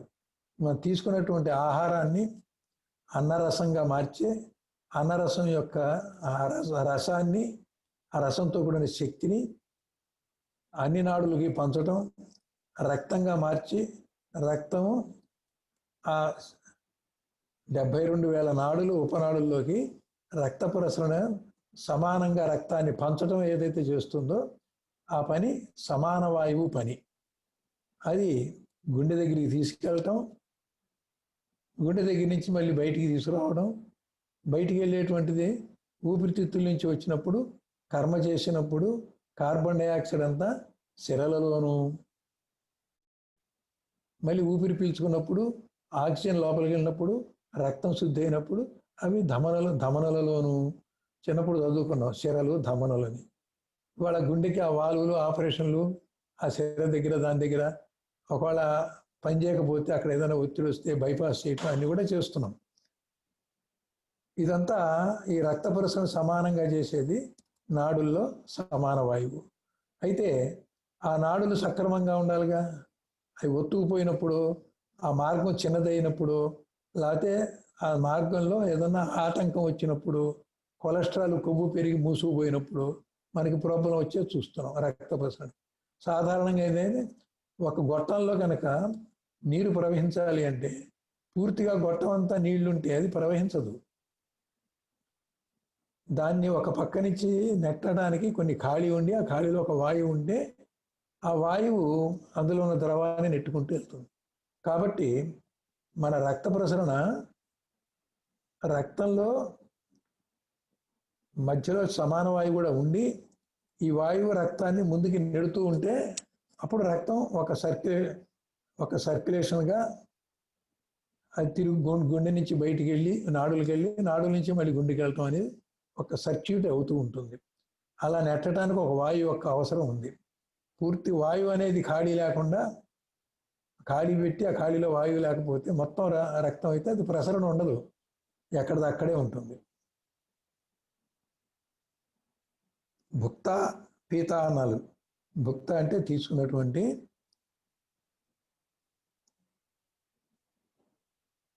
ఈ మనకి శక్తి పుష్టి ఇచ్చేటువంటి అన్నాన్ని జలం అంటే తాగేది. భుక్తాయం అన్నము, పీత అనేది జలము. వీటి యొక్క సమీకరణ రూప వ్యాపారము చే సమానమనియు ఒకే వాయువు ఈ ప్రకారంగా 5 విధములుగా వ్యవహరింపబడును. విచారించిన ప్రాణవాయువు అని చెప్పబడినది ఆ ఒక్క వాయు రూపమే. అది ప్రాణమయ కోశం ఆగును. ఈ పంచప్రాణాలు ఉన్నవన్నీ కూడా ప్రాణమయ కోశంలో ఉంటాయి. ప్రాణమయ కోశం అంటే పంచ ప్రాణాలే కాదు, 5 కర్మేంద్రియాలు కూడా ప్రాణమయ కోశంలోకే చేరతాయి. అది పంచకోశాలు అప్పుడు చదవం. ప్రస్తుతానికి మనకి పంచప్రాణాలు అనే ప్రసక్తి వచ్చింది కాబట్టి అన్నం వల్ల తయారైన స్థూల దేశం అన్నమయ కోశం అని ఇంతకుముందు చెప్పాం. ఇప్పుడు పంచప్రాణాలు ఉన్నదంతా కూడా ప్రాణమయ కోశం చెప్పాం. పంచకోశాలు చెప్పినప్పుడు ప్రాణమయ కోశం చెప్పినప్పుడు కర్మేంద్రియాలు కూడా ప్రాణమయ కోశంలోకి వస్తాయి. అవి తర్వాత చూద్దాం. అది స్థూల సూక్ష్మ శరీరములకు సంబంధించి ఉండును. కాబట్టి ఇది ఈ పంచప్రాణాలు విడగొడితే అది సూక్ష్మ శరీరం. ఈ సూక్ష్మ శరీరము ప్రాణరూపంలో ఏదైతే పంచప్రాణాలు ఉన్నాయో అది ఈ స్థూల శరీరాన్ని శవంగా ఉంచకుండా ప్రాణంతో జీవముగా ఉంచుతుంది. జీవముగా ఉంచడం వల్లనే అది మనకి పనిముట్టుగా పనిచేస్తుంది. ప్రారంభ కర్మ అనుభవించడానికి పనిచేస్తుంది, కొత్త కర్మ చేయటానికి కూడా పనిచేస్తుంది. కాబట్టి స్థూల శరీరం పనిముట్టే కానీ దాంట్లో పనిచేసేటువంటిది సూక్ష్మ శరీరం. దీనికంతయు నడిపించుతూ అధిష్టాన రూపమై ఉన్నది ముఖ్య ప్రాణం ఒకటి కలదు. ఈ ముఖ్య ప్రాణం ఏంటంటే సుషుమ్నా నాడిలో ఉంటుంది. ఈ ప్రాణవాయువు ఇడా పింగళ నాడిలో సంచరిస్తూ ఉంటుంది. సుషుమ్నా నాడిలోనే ముఖ్య ప్రాణం ఉంటుంది. ముఖ్య ప్రాణము రోజుకి 21,600 ఉచ్ఛ్వాస నిశ్వాసాలతో కూడినటువంటి ఒక శ్వాస లెక్క ఉంటుంది. భగవంతుడు మీకు ఆయుష్ ఇచ్చేటప్పుడు 21,600 ఒక రోజైతే ఇంటూ ఎన్ని సంవత్సరాలు బతకాలో అన్ని రోజులు ఇంటూ అన్ని సంవత్సరాలు వేయాలి. 365 21,600 ఇంటూ 365 రోజులు ఇంటూ 100 వేస్తే 100 సంవత్సరాలు బతుకుతాడు అనమాట. ఆ లెక్క తక్కువ ఉంటే తక్కువలో పోతాడు, ఎక్కువ ఉంటే ఎక్కువలో పోతాడు. ఆ లెక్క అంతా ముఖ్య ప్రాణంలో ఉంది, పంచప్రాణాల్లో లేదు. అది దేహేంద్రియాదులకు సంబంధించినది కాదు. దేహము ఇంద్రియాలకు సంబంధించి, ఇంద్రియాలంటే వాళ్ళ కర్మేంద్రియాలు, జ్ఞానేంద్రియాలు అవన్నీ వేరే ఉన్నాయి. దానినే అది దేహ ఇంద్రియాదులకు సంబంధించినది కాదు ఈ ముఖ్య ప్రాణం. దానినే ఆత్మ అని ఉపనిషత్తులు చెప్తున్నాయి. ముఖ్య ప్రాణాన్నే ఆత్మ అంటున్నారు. అందుకే ఈ సుషుమ్న కాంతివంతంగా, కాంతి స్తంభంగా, ఒక సన్నటి కాంతి లతలాగా, తీగలాగా ఉంటుంది. అది ఫోటోకి దొరకదు, అది శక్తి ఫోటోకి దొరకదు. సాధకుడు కొండల్ని సాధన చేసినప్పుడు ఆ వెలుగులు అతను చూస్తాడు, అతనికి దర్శనం అవుతుంది.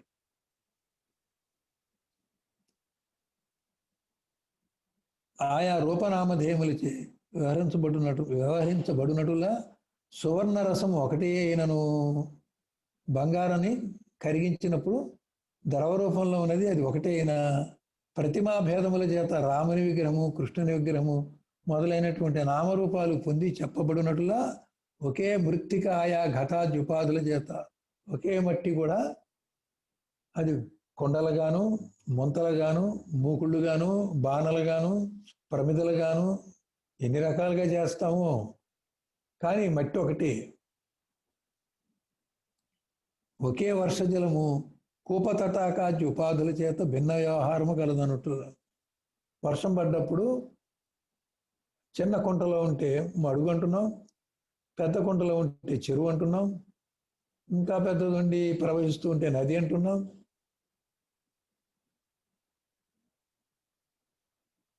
ఆ వర్షజలమే ఒక చిన్న బావిలో చేరి బావిలో నీళ్లుంటే ఆ చుట్టూ ఉన్నటువంటి ఉపాధిని బట్టి ఆ నీరుని, ఆ ద్రవాన్ని ఒక ఆకారంలో సంరక్షిస్తూ ఉండేటువంటి ఒక ఆకారాన్ని బట్టి బావి అని, తటాకము చెరువు అని, నది అని, అనేక పేర్లు, మడుగులు అని, అనేక కొలను అని అనేక పేర్లు పెడుతున్నాం. ఏ పేరుతో ఉన్నా నేలకు ఆకారం లేదు. అది ఎందులో ఉందో దాని ఆకారం పొందుతుంది. అది చిన్నది కానీ పెద్దది కానీ.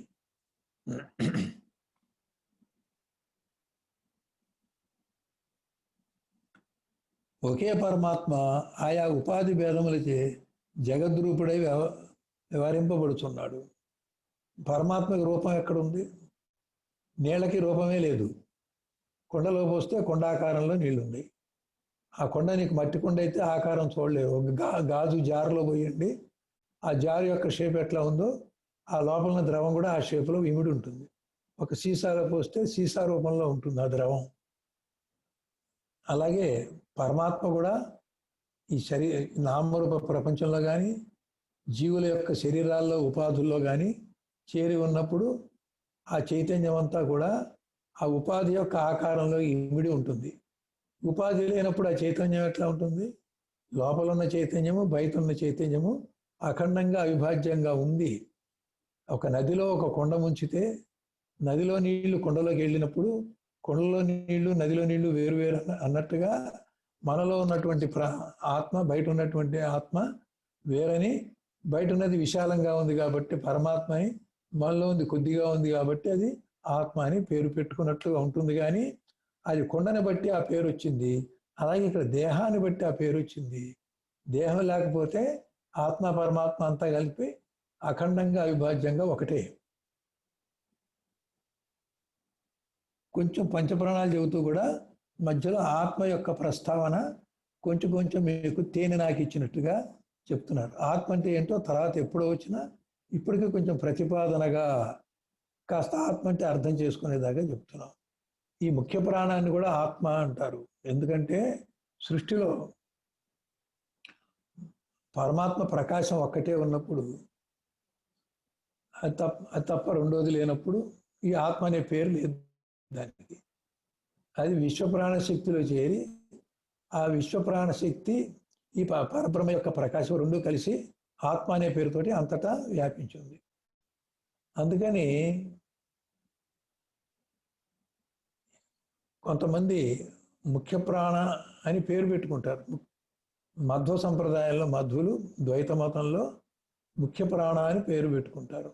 అంటే ముఖ్య ప్రాణ అంటే జీవుడని, శరీరంలో సుషుమ్నా రూపంలో, శరీరంలో ముఖ్య ప్రాణ రూపంలో ఉన్నది ఏదో అది జీవుడని, జీవాత్మని, అంతటా ఉన్నటువంటిది ఏదో అది పరమాత్మ అని పేరు. అద్వైతంలో రెండు ఘటాకాశ మఠాకాశాల్లాగా, మహాకాశాలాగా, ఘటమఠాల వల్ల దానికి ఆకారం వచ్చిన ఆకాశం ఎప్పుడు మహాకాశమే అనేటువంటి భావంలో అద్వైత సిద్ధాంతం చెప్పింది.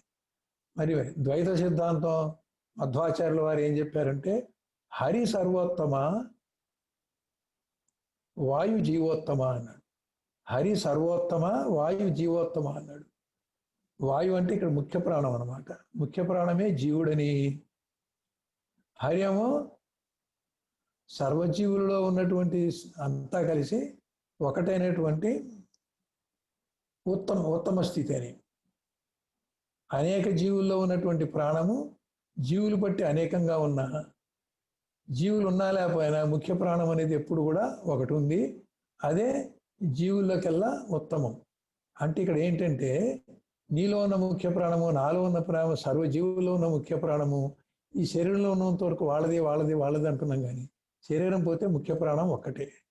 ఈ శరీరం మోక్షం వచ్చినప్పుడు ఈ శరీరం పోయి మళ్ళీ జన్మ రాకపోతే ఆ ముఖ్య ప్రాణంగా ఉండిపోవడమే ఆ జీవుడి యొక్క మోక్షం అని మత్వ సిద్ధాంతం, ద్వైత సిద్ధాంతం చెప్తోంది. అయితే హరి అనేవాడు వేరే ఉన్నాడు, వాడు సర్వోత్తముడు. కాబట్టి నువ్వు హరి కాదు, అహం బ్రహ్మ అనేది తప్పు. నువ్వు వేరు, బ్రహ్మ వేరు. బ్రహ్మ అనేవాడు సర్వోత్తముడు. నువ్వు కేవలం ముఖ్య ప్రాణ రూపంలో ఆ పరమాత్మ యొక్క ఒక అంశము. పరమాత్మ యొక్క అంశంగానే వాయువు పుట్టింది.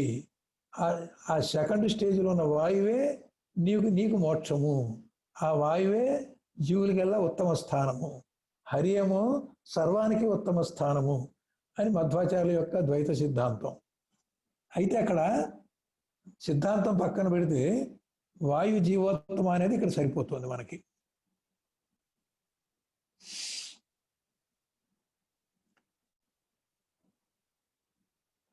కటకాదులను స్వర్ణ దృష్టితో చూచిన స్వర్ణముగానే గోచరం. కటకాదులు అంటే గాజులు, కాళ్ళకున్న కడియాలు, వీటిని కటకాలు అంటారు. అంటే బంగారపు ఆభరణాలు ఏవైనా కానీ ఇవన్నీ కూడా పోతపోసి ఆ ఆకారంలో వచ్చాయి. కానీ అది కరిగించినప్పుడు ఒకే బంగారమే.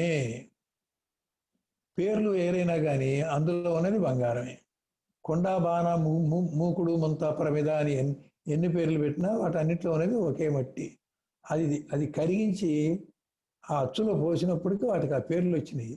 బయట నామరూపాలు పేర్లున్నా అందులో ఉన్న పదార్థము బంగారము, మట్టి. అలాగో ఈ ప్రపంచం కూడా నామరూపాలుగా జగత్ అని చెప్పినా అందులో ఉన్న పదార్థము సచ్చిదానంద స్వరూపమైనటువంటి ఆత్మయే అని. ఈ రకంగా చూస్తే ముఖ్య ప్రాణమే ఆత్మ. ద్వైత సిద్ధాంతంలో ఈ ఆత్మ పరమాత్మ యొక్క అంశ అంటున్నాడు. అది అద్వైతంలో ఆత్మ పరమాత్మ ఒకటే అంటున్నాడు. అంతకంటే ఇంకేం లేదు. మంది ఇప్పుడు అద్వైతం కాబట్టి ఆత్మ పరమాత్మ ఒకటే, అంతా బ్రహ్మమే అంటున్నాడు. అంతయు బ్రహ్మమే.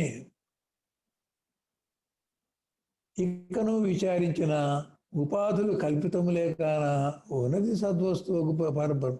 ఈ మాయావాదం విశిష్టాద్వైతంలో, ద్వైతంలో లేదు. ఒక అద్వైతంలో శంకరాచార్య మాయ చెప్పారు. ఇప్పుడు దాన్ని వాడుకుంటున్నాడు. ఇప్పుడు ఈ శరీరాలు, ఈ ప్రపంచం ఇదంతా కల్పితము. దీన్ని బట్టి ఇందులో ఉన్నటువంటి ఇప్పుడు బంగారం ఉంది. బంగారం అనేది అంతటా ఉన్న బంగారమే. బంగారం ముక్కలు అవడానికి లేదు అక్కడ. అయితే పోత పోసినప్పుడు ఏమైంది? ముక్కలుగా అయింది. ఇప్పుడు మాయావాదంతో ఏంటి? ఆ పోత పోయటము, ముక్కలు అవటం అనేది దేనివల్ల అయిందో అదంతా మాయా, లేదు కల్పితం. అంటే ముక్కలే కాలేదు. ఒక ఆకాశంలో 100 కుండలు పెట్టాను. 100 కుండల్లో 100 ఆకాశాలు ఉన్నాయి. వెలుపల ఒక మహాకాశం ఉంది. మహాకాశమే పరమాత్మ.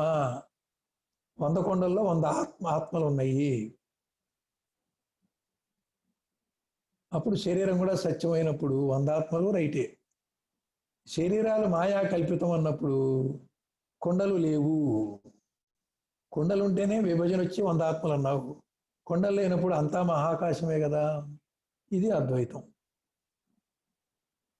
ఉపాధులు కల్పితం కనుక ఘటాకాశాలు ఉన్నా ఘటములన్నీ కల్పితం కాబట్టి ఘటముల వల్ల పరిమితమైనటువంటి ఆత్మ లేదు, పరిమితమైన ఆకాశం లేదు.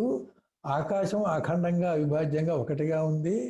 ఘటములో ఉన్నా కానీ అది పదార్థం అయితే కుండెడు నీళ్ళు అంటాం. ఆకాశం అంటే అది ఖాళీ కాబట్టి కుండెడు ఆకాశం అంటానికి లేదు కాబట్టి కొండ ఉన్నా లేకపోయినా ఆకాశమే. ఆకాశం అఖండంగా అవిభాజ్యంగా ఆ కొండ మట్టితో చేసిన కొండ యొక్క రంధ్రాల ద్వారా అది ఒకటిగానే ఉంది. పదార్థంలో ఉన్న పరమాణువుల్లో ఉన్నటువంటి ఖాళీ కూడా ఆకాశమే. ఆకాశమే అవకాశం ఇస్తే ఈ పదార్థాలన్నీ అందులో ఉన్నాయి. ఆ ఖాళీలో ఈ పదార్థాలు ఉండటానికి అవకాశం ఇచ్చింది. పదార్థాలు ఉన్నా లేకపోయినా ఆ ఖాళీ ఎప్పుడు కూడా ఖాళీయే. అవకాశం ఇచ్చింది కాబట్టి ఆకాశం అని పేరు పెట్టాం. కానీ అవకాశం ఇవ్వకపోయినా కానీ ఇది ఆకాశమే. ఆకాశం అంటే ఖాళీ. ఇప్పుడు ఖాళీ ఉంటేనే అలమరలో పుస్తకాలు పెట్టాను, ఖాళీగా ఉంటేనే పెట్టెలో బట్టలు పెట్టాను. ఖాళీ లేకపోతే ఎక్కడ పెడతారు? కాబట్టి అలమర ఉంది, అది ఖాళీ ఉంది, అందులో ఏదైనా వస్తువులు పెట్టావు, ఆ వస్తువులు పెట్టడానికి ఆ ఖాళీ అవకాశం ఇచ్చింది. కాబట్టి ఈ రకంగా అవన్నీ ఆ ఖాళీలన్నీ అవకాశాలే, ఖాళీ పదార్థం కాదు. వేరే పదార్థం అక్కడ పెట్టడానికి అవకాశం ఉంది. అది అలాగే ఆత్మ ఆకాశం కంటే సూక్ష్మాతి సూక్ష్మంగా, పృథ్వీ కంటే జలము సూక్ష్మము, జలము కంటే అగ్ని సూక్ష్మము, అగ్నిభూతం కంటే వాయుభూతం సూక్ష్మం, వాయు కంటే ఆకాశభూతం సూక్ష్మం, ఆకాశం కంటే సూక్ష్మాతి సూక్ష్మము ఆత్మ. ఆత్మ కంటే ఇంకా సూక్ష్మమైనది లేదు. అప్పుడు ఆత్మ సర్వత్రా వ్యాపించగలిగినటువంటి సూక్ష్మాతి సూక్ష్మ చైతన్య రూపంగా ఉంది. అంత సూక్ష్మమైన దాంట్లో మిగతా పదార్థాలన్నీ వచ్చినాయి. అవి ఉన్నా లేకపోయినా ఈ చైతన్యం ఎప్పుడూ ఉన్నది. చైతన్యం ఎప్పుడూ ఉన్నటువంటి చైతన్యమే నీవై ఉన్నావు. కాబట్టి నువ్వే ఆ చైతన్యం ఉన్నప్పుడు నీకు మోక్షము. కానీ ఈ పదార్థాలు, శరీరాలు, ఉపాధులు ఏవైతే వచ్చాయో అవిద్య కారణంగా ఈ శరీరం నేననే తాదాత్మ్యత రావడం చేత చచ్చి పుట్టే శరీరం నేనవటం వల్ల నీకు జన్మలు పునర్జన్మలు వచ్చినాయి. శరీరం నేను కాదు అంటే శరీరం ఉండని పోని నేను ఎప్పుడు ఉన్నాననేటువంటి చైతన్యానుభవంగా ఉంటే అప్పుడు నువ్వు ఆత్మవి. ఎప్పుడు ఉన్నావు కాబట్టి నీకు మరణం లేదు కాబట్టి నువ్వు అమృత స్వరూపుడివి. అదే మోక్షము. ఈ విధంగా ఉపాధులు కల్పితము కనుక, కల్పితం అంటే మాయ వల్ల లేనివి ఉన్నట్లు తోచుట, అలా తోచినవే ఈ శరీరాలు, ఉపాధులు, ఇవన్నీ. కాన ఉన్నది సద్వస్తువే. సత్ అంటే శాశ్వతంగా ఉన్నటువంటి ఉనికి అనేటువంటి తత్వము ఒకటి ఉన్నది. అది ఎప్పుడూ ఉన్నది. పదార్థాలు నశిస్తాయి కానీ తత్వం నశించదు. ఉండుట అనేటువంటి తత్వం ఏదైతే ఉందో అన్ని వస్తువులు ఉండడం చేత ప్రతి వస్తువు ఉన్నది ఉన్నది ఉన్నది అంటున్నాం మనం. వస్తువుల పైన ఉండుట అనే తత్వం ఎప్పుడూ ఉంటుంది. కొండ పగిలిపోయినా ఆకాశం ఎప్పుడూ ఉంటుంది. మనం దేహం చనిపోయినా, కాల్చినా, పూడ్చినా మనలో ఉన్న ఆత్మ కాలదు, దహించబడదు, నానదు, కొల్లదు, శస్త్రము చేత నరకబడదు. శరీరాన్ని నరికినా ఆత్మ నరకబడదు. శరీరంలో మునిగే ప్రాణం పైన ఆత్మ చెక్కు చెదరదు. శరీరాన్ని అగ్నిలో పడేసి మాడిపోయినా ఆత్మ మాడదు, ఆత్మ కాలదు, వాయువుతో శోషించబడదు, శస్త్రముతో నరకబడదు. నయనం చిందంతి శస్త్రాన్ని అని ఉంది అక్కడ భగవద్గీతలో. ఈ రకంగా ఆత్మ మనలోనే చైతన్య రూపంలో ఉంది. ఈ పంచభూతాల కంటే కూడా సూక్ష్మాతి సూక్ష్మమై ఆ చైతన్యం ద్వారా కల్పించబడ్డ, సృష్టించబడ్డ పంచభూతాలు కల్పించబడ్డప్పుడు కొంతకాలం ఉంటాయి, మళ్ళీ లయం చేసినప్పుడు పోతాయి. కానీ ఏ చైతన్యం వీటిని కల్పించిందో చైతన్యం మాత్రం శాశ్వతంగా ఉంది. తన కల్పిత వస్తువులు ఉంటే దాంట్లో చేరి ఉంది, కల్పిత వస్తువు లేకపోతే అది మాత్రమే ఉంది. అది ఎప్పుడూ ఉంది. కల్పిత వస్తువులు ఉంటాయి, పోతాయి. కాబట్టి ఎప్పుడు ఉండేది ఆ సద్వస్తువే. ఆ సద్వస్తువు పేరే పరబ్రహ్మ. ఆ పరబ్రహ్మ ఒక్కటే ఉంది. అది అఖండంగా అవిభాజ్యంగా ఉంది. అవయవాలతో లేదు, నిరవయవంగా ఉంది. చైతన్య రూపంగా ఉంది, అనుభవ రూపంగా ఉంది, ఆనంద రూపంగా ఉంది. ఒక కాలంలో ఉండొచ్చు, ఉండకపోవచ్చు. కాలమే లేకపోయినా ఉంది. ఒక చోట్లో ఉండొచ్చు, ఉండకపోవచ్చు. చోటు లేకపోయినా ఉంది. ఎప్పుడు అలా ఉంది. ఒకవేళ సృష్టి వచ్చిందనుకో అన్ని కాలాల్లో ఉంది, అన్ని చోట్ల ఉంది. ఇందుగలదు అందులేడని సందేహం వలదు చక్రి సర్వోపగతం అన్నట్లుగా ఎందెందు వెదికిన అందందే కలదు దానవాగ్రిని వింటే అన్నట్టుగా ఆ చైతన్యం ఉంది సృష్టిలో. దేశకాలాలు లేకపోతే అది ఒక బిందువుగా, ఒక అవ్యక్తంగా ఉన్నట్లుగా ఆ సద్రూపం ఉన్నది. అది ఒక అనుభవ రూపం కాబట్టి ఇక్కడుందా, అక్కడుందా, అప్పుడుందా, ఇప్పుడుందా అని అనటానికి లేదు. అది ఒక అనుభవ రూపం, శాశ్వతంగా ఉండే అనుభవ రూపం. శాశ్వతంగా ఉండేటువంటి శాశ్వత ఉనికి యొక్క అనుభూతియే ఆ సద్వస్తువు. 98వ శ్లోకం. వాగాది పంచ శ్రవణాది పంచ ప్రాణ ప్రాణాది పంచాభ్ర ముఖాని పంచబుద్ధ్యా ఆద్య విద్యాపి చ కామకర్మణి పుర్యష్టకం సూక్ష్మ శరీరమా ఆహు. వాగాది పంచ, వాక్కు మొదలైనటువంటి 5, శ్రవణాది పంచ, వినుట, స్పర్శ నెరుగుట, చూచుట, రుచి చూచుట, వాసన చూచుట అని 5 జ్ఞానేంద్రియాలు. ప్రాణాది పంచ, ప్రాణాపాన ఉదాన వ్యాన సమాన వాయువులు 5.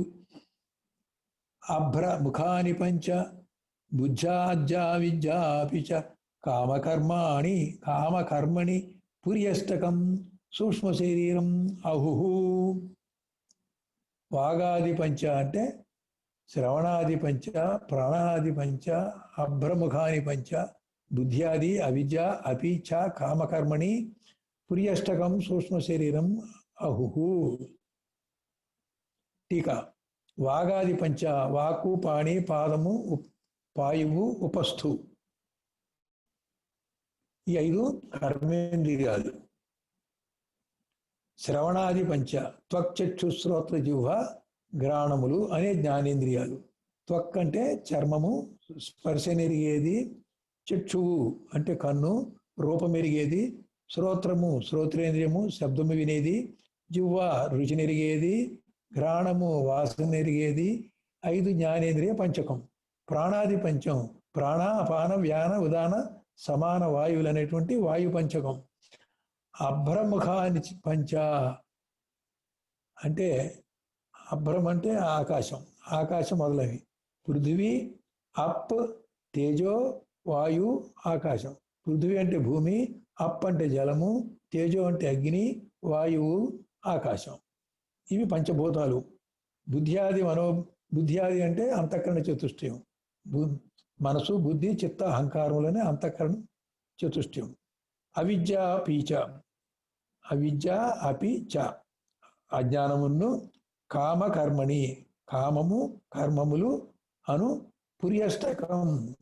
పుర్యష్టకమును సూక్ష్మ శరీరము గా అహుహు చెప్పుచున్నాడు. ఇక్కడ ఎన్ని చెప్పారంటే వాగాది పంచకం 1, వాక్ 2, శ్రవణాది పంచం అంటే కర్మేంద్రియాలు 5, జ్ఞానేంద్రియాలు 5, 2, 5 కర్మేంద్రియాలు కలిపి 1, 5 జ్ఞానేంద్రియాలు కలిపి 2, పంచప్రాణాలు కలిపి 3, తర్వాత పంచభూతాలు కలిపి 4, అంతఃకరణ చతుష్టయం 5, అవిద్య 6, కామము 7, కర్మ 8. ఎన్ని వచ్చినాయి? 8. ఈ 8ని కలిపి పుర్యష్టకం అంటారు. తాత్పర్యం, ఈ పుర్యష్టకమే సూక్ష్మ శరీరం అని చెప్పబడుతోంది. ఇక సూక్ష్మ శరీరముని చెప్పుతున్నారు. జ్ఞానేంద్రియ పంచకము, కర్మేంద్రియ పంచకము, ప్రాణాది పంచకము, 4 ఆకాశాది పంచకము, ఆకాశ పంచభూతాలు, 5 మనోబుద్ధి చిత్త అహంకార అంతఃకరణ చతుష్టయము, 6 ప్రకృతి లేక అవిద్య, 7 కామము, 8 కర్మము. ఈ 8ని పుర్యష్టకము అంటారు. పుర్యష్టకం అనగా పురి అంటే పురము.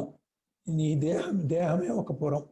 ఈ శరీరంలో ఈ 8 ఉన్నాయి కాబట్టి, దేహం అనే పురంలో ఇప్పుడు చెప్పిన 8 ఉన్నాయి కాబట్టి 8నేమో అష్టకము అంటారు. ఈ పురంలో దేహం అనే పురం ఉన్నాయి కాబట్టి పురి అష్టకం అంటారు. ఈ 8 ఉంటున్నాయి. దీనినే పురి అష్టకం అని సూక్ష్మ శరీరం అంటారు. సూక్ష్మ శరీరం లోగడ మనం 17 తత్వాలు చెప్పుకున్నాం. ఇంకోసారేమో అంతఃకరణ చతుష్టయాన్ని 4గా చెప్పినప్పుడు 19, కేవలం మనసు బుద్ధి 2గా చెప్పినప్పుడు 17 అని వేరే శ్లోకాల్లో చెప్పినప్పుడు ఆ తేడా 17, 19 2 ఒకటే అని చెప్పాం. అంతఃకరణ యొక్క విభాగాలు 2గా చెప్తేనేమో 17, 4గా చెప్తేనేమో 19. బాగుంది. ఇప్పుడు ఇందులో ఏమొచ్చే చూడండి. 19 తత్వాల్లో 5 జ్ఞానేంద్రియాలు, 5 కర్మేంద్రియాలు, పంచప్రాణాలు, 3 5 15, అంతఃకరణ చతుష్టయం 4 19. 19 సూక్ష్మ శరీరం అని చెప్పాం. మరి ఇప్పుడు ఏంటి, పంచభూతాలు కూడా చెప్తున్నాడు. ఈ పంచభూతాల యొక్క పంచీకరణ చేతనే ఈ తత్వాలు 25 వచ్చినాయి. అయితే సూక్ష్మ శరీరంలో 19 ఉన్న ఈ పంచభూతాలు ఏ రూపంలో ఉన్నాయి? విషయాలుగా ఉన్నాయి. ఏమిటా విషయాలు? పృథ్వీతత్వం విషయమేమో గంధము, జలతత్వ విషయమేమో రుచి, అగ్నితత్వ విషయము రూపము, వాయుతత్వము స్పర్శ, ఆకాశతత్వము శబ్దము. కాబట్టి 5 జ్ఞానేంద్రియాలకి 5 విషయాలు ఏంటంటే శబ్దస్పర్శ రూపరసగంధాలు. ఇక్కడ పంచభూతాలు 5 చెప్పాడు పుర్యాష్టకంలో. ఆ పంచభూతాలంటే ఆకాశభూతము శబ్ద విషయంగా ఉంది, వాయుభూతము స్పర్శ విషయంగా ఉంది, అలాగే అగ్నిభూతము రూప విషయంగా ఉంది, జలభూతము రుచి విషయంగా రస విషయంగా ఉంది, అలాగే పృథ్వీ భూతము గంధ విషయంగా వాసన విషయంగా ఉంది. కాబట్టి ఈ 5 విషయాలు కూడా సూక్ష్మ శరీరానికి సంబంధించిందే. అంటే సూక్ష్మ శరీరము దీని మీద ఆధారపడి పనిచేస్తుంది. ఈ శబ్దస్పర్శ రూపరస గంధాలు అనే విషయాలు లేకపోతే సూక్ష్మ శరీరానికి పనే లేదు. 5 జ్ఞానేంద్రియాలు ఒకసారి ఊహించండి. 5 జ్ఞానేంద్రియాలు పని చేయకపోతే మనిషి అసలు ఏం పని చేస్తాడో చెప్పండి నాకు. పుట్టుగుడ్డివాడు రూపాన్ని చూడడు, పుట్టు చెవిటివాడు శబ్దాన్నే వినడు, చర్మం మొద్దుబారితే స్పర్శే తెలియదు,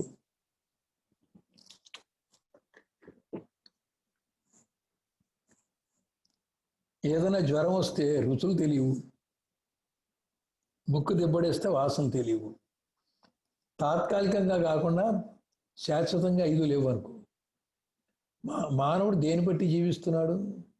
ఈ 5 విషయాలను బట్టి జీవిస్తున్నాడు. ఒకసారి ఆలోచిస్తే రుచులు మరిగి జీవిస్తున్నాడు, వాసనలు మరిగి జీవిస్తున్నాడు, స్పర్శ కోసమే సంసారం చేస్తున్నాడు, సంతానం కంటున్నాడు. కళ్ళతో రూపం చూడకపోతే వాడికి ప్రపంచమే లేదు. కర్మేంద్రియాలు లేకపోతే కాళ్ళు లేకపోతే నడవలేడు, చేతులు లేకపోతే పని చేయలేడు, ఉపస్తు లేకపోతే సంసారం చేయలేడు, పాయిరింద్రియం లేకపోతే విసర్జన చేయలేడు, పంచప్రాణాలు లేకపోతే వాడు జీవించడు. అసలు ఆ ప్రాణ వ్యాపారం శరీరంలో జరగకపోతే వాడు జీవించలేడు. జీవించి ఉన్నా కూడా వాడు నిష్క్రియగా. ఈ మనసు లేకపోతే ఆలోచన లేదు, చిత్తం లేకపోతే చిత్తవృత్తులు లేవు, బుద్ధి లేకపోతే నిర్ణయం లేదు, అహంకారం లేకపోతే పనే లేదు, కర్తగాడు భోక్తగాడు. కాబట్టి ఇవన్నీ పనిచేయాలంటే దీనికి ఎక్స్ట్రా ఏముండాలి? విషయాలు ఉండాలి. ఈ చిత్తం విషయంతో అనుసంధానం చేసి చిత్తవృత్తులు రావాలి. మనసుకి ఆ విషయాల మీద ఆసక్తి ఉండాలి. ఆసక్తి మేరకు బుద్ధిలో నిర్ణయం చేసి కర్మ చేయాలి. ఈ నేను అనేదేమో ఆ కర్మకి కర్త భోక్త అవ్వాలి. అయినప్పుడే కదా ఆగామి కర్మ వచ్చింది. బాగుంది. మరి ఇవన్నీ చెయ్యాలా? చేయటానికి ఎవరి కారణం? అవిద్య కారణం, లేకపోతే ప్రకృతి. శ్లోకంలోనేమో అవిద్య అన్నాడు, తాత్పర్యంలో ప్రకృతి అన్నాడు. ప్రకృతి అంటే ఏమిటి? అవిద్య అంటే ఏమిటి? అవిద్య అంటే చెప్పుకున్నాం తమో రజో గుణాలని. తమో గుణము అపేక్ష, ఆసక్తి, అటాచ్మెంట్. దానికోసమే ఎవరన్నా పనిచేసేది. అపేక్ష లేకపోతే, అటాచ్మెంట్ చేయకపోతే వాడికి ఏం పని ఉండదు. రెండోది, అపేక్ష ఉన్నది, ఇప్పుడు ఏం పని చేస్తాడు వాడు? ఇగో ఇంద్రియాలు, కర్మేంద్రియాలు, జ్ఞానేంద్రియాలు, మనసు అన్నీ వాడుకొని శవంగా ఉండేటువంటి శరీరంతో చేయలేడు. కాబట్టి పంచప్రాణాలు కూడా పనిచేస్తూ ఉంటే వాడు కర్మ చేస్తాడు. కర్మ చేయటం అనేది రజోగుణం. కాబట్టి ప్రకృతిలో తమో రజోగుణాలు 2 ఉండబట్టి ఆ ప్రకృతిలో ఉన్నటువంటి తమోగుణ ఆవరణ శక్తి చేత, రజోగుణ విక్షేప శక్తి చేత, తనలో కూడా జీవుల్లో ఉన్న తమో రజోగుణాల స్వభావం చేత ఈ విషయాల్ని కౌగిలించుకొని విషయాన్ని అనుసంధానం చేసుకొని పనిచేస్తున్నాడు. మరి విషయాలు ఉన్నాయి సరే, పనిచేయాలంటే మరి అపేక్ష ఉండాలిగా. దాని పేరు కామము అన్నారు. ఊరికే కోరికుంటే సరిపోయిందా? ఆ కోరిక తీర్చుకునేటువంటి కర్మ చేయాలి కదా. కాబట్టి ముందు అవిద్య ఉండాలి, అవిద్య కారణంగా వాడికి కోరికలు రావాలి, కోరికలు తీర్చుకోవడానికి కర్మ చేయాలి, కర్మ చేయడానికి ఈ 19 తత్వాలు సూక్ష్మ శరీరం అంతా కూడా వినియోగపడాలి. వినియోగపడితే ఏ రకంగా వినియోగపడాలి? ఈ కోరికలు దేని మీద? శబ్ద స్పర్శ రూపరస గంధాల మీద. ఇవి ఎక్కడి నుంచి వచ్చినాయి? పంచభూతాల నుంచి వచ్చినాయి. ఈ రకంగా పురియష్టకంలో ఉన్న 8 కలిసి సూక్ష్మ శరీరం అన్నప్పటికీ నిజంగా నీ శరీరంలో ఈ శబ్దస్పర్శ రూపరస గంధ విషయాల యొక్క వాసన నీ కారణ శరీరంలో ఉంది. అవిద్య ఆ వాసనని, ఆ సంస్కారాన్ని అనుభవానికి బయటికి తీసుకొస్తానికి కారణంగా ఉంది. అనాది అవిద్య ముఖ్య కారణంగా ఉంది. ఆ అవిద్య కారణంగా కామం పుట్టింది. ఆ కామం అంటే కోరిక తీర్చుకోవడం కోసం కర్మ చేసావు. మొత్తం వ్యవస్థ అంతా కూడా ఈ పురియష్టకంతోనే జరుగుతోంది. పురి అంటే మళ్ళీ చెప్తున్నాం, శరీరము అనేటువంటి పురం. దాంట్లో 8 ఉన్నాయి కాబట్టి అష్టకం. దీన్ని విడదీస్తే ఇంకా ఎక్కువ అవుతాయి. చూడండి ఎన్ని అవుతాయి.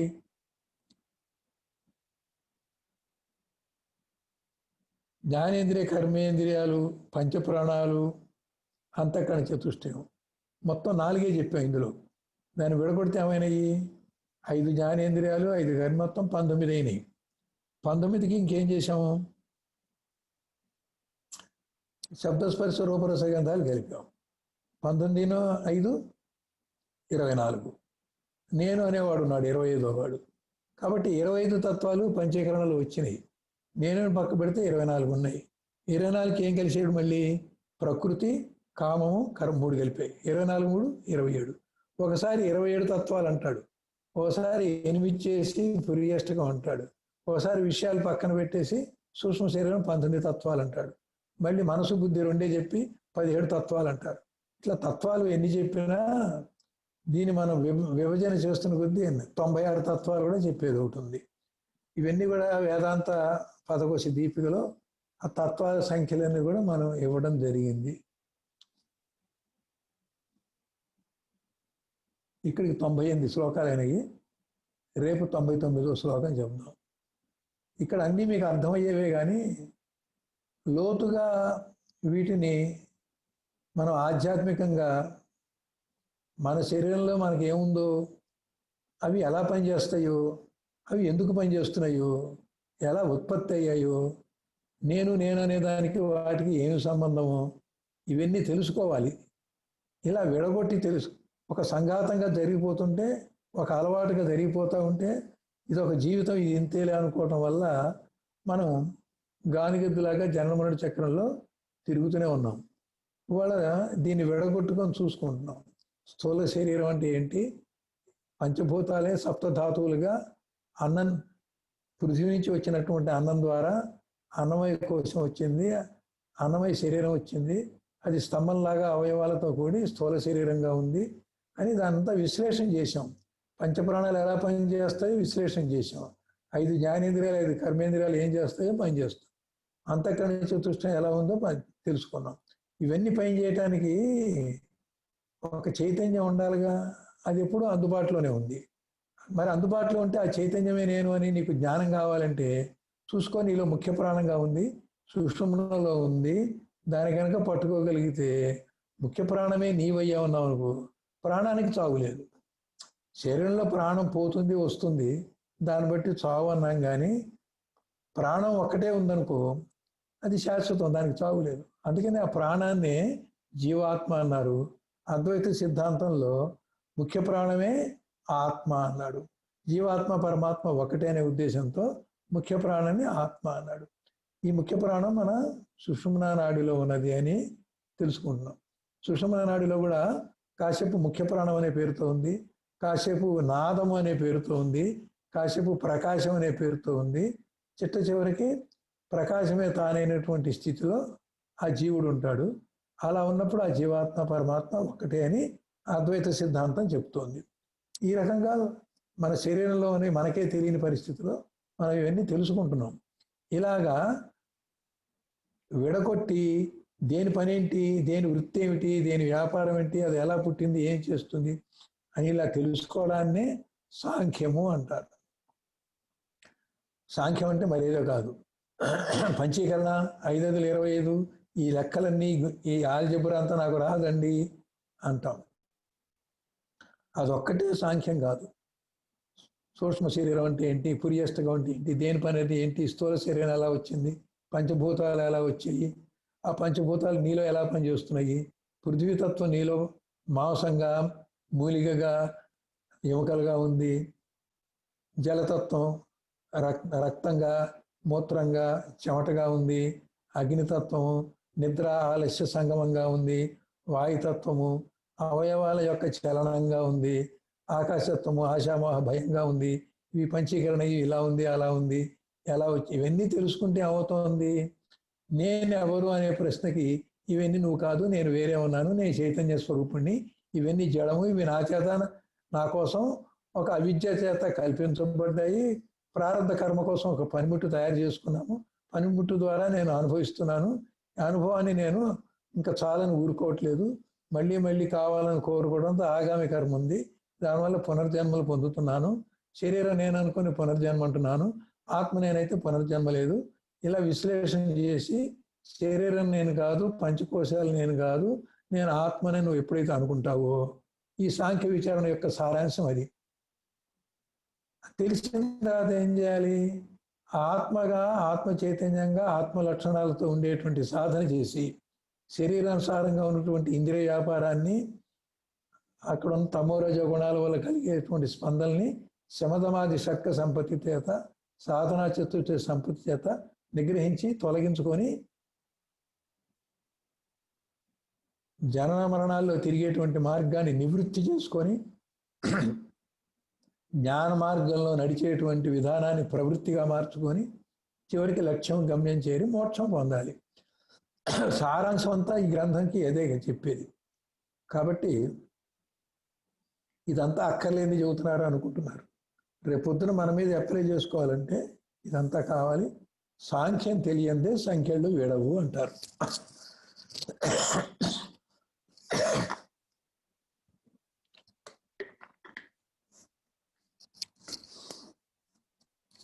తొమ్మిదైంది.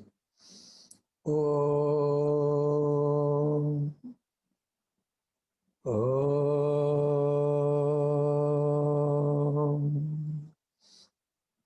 ఓం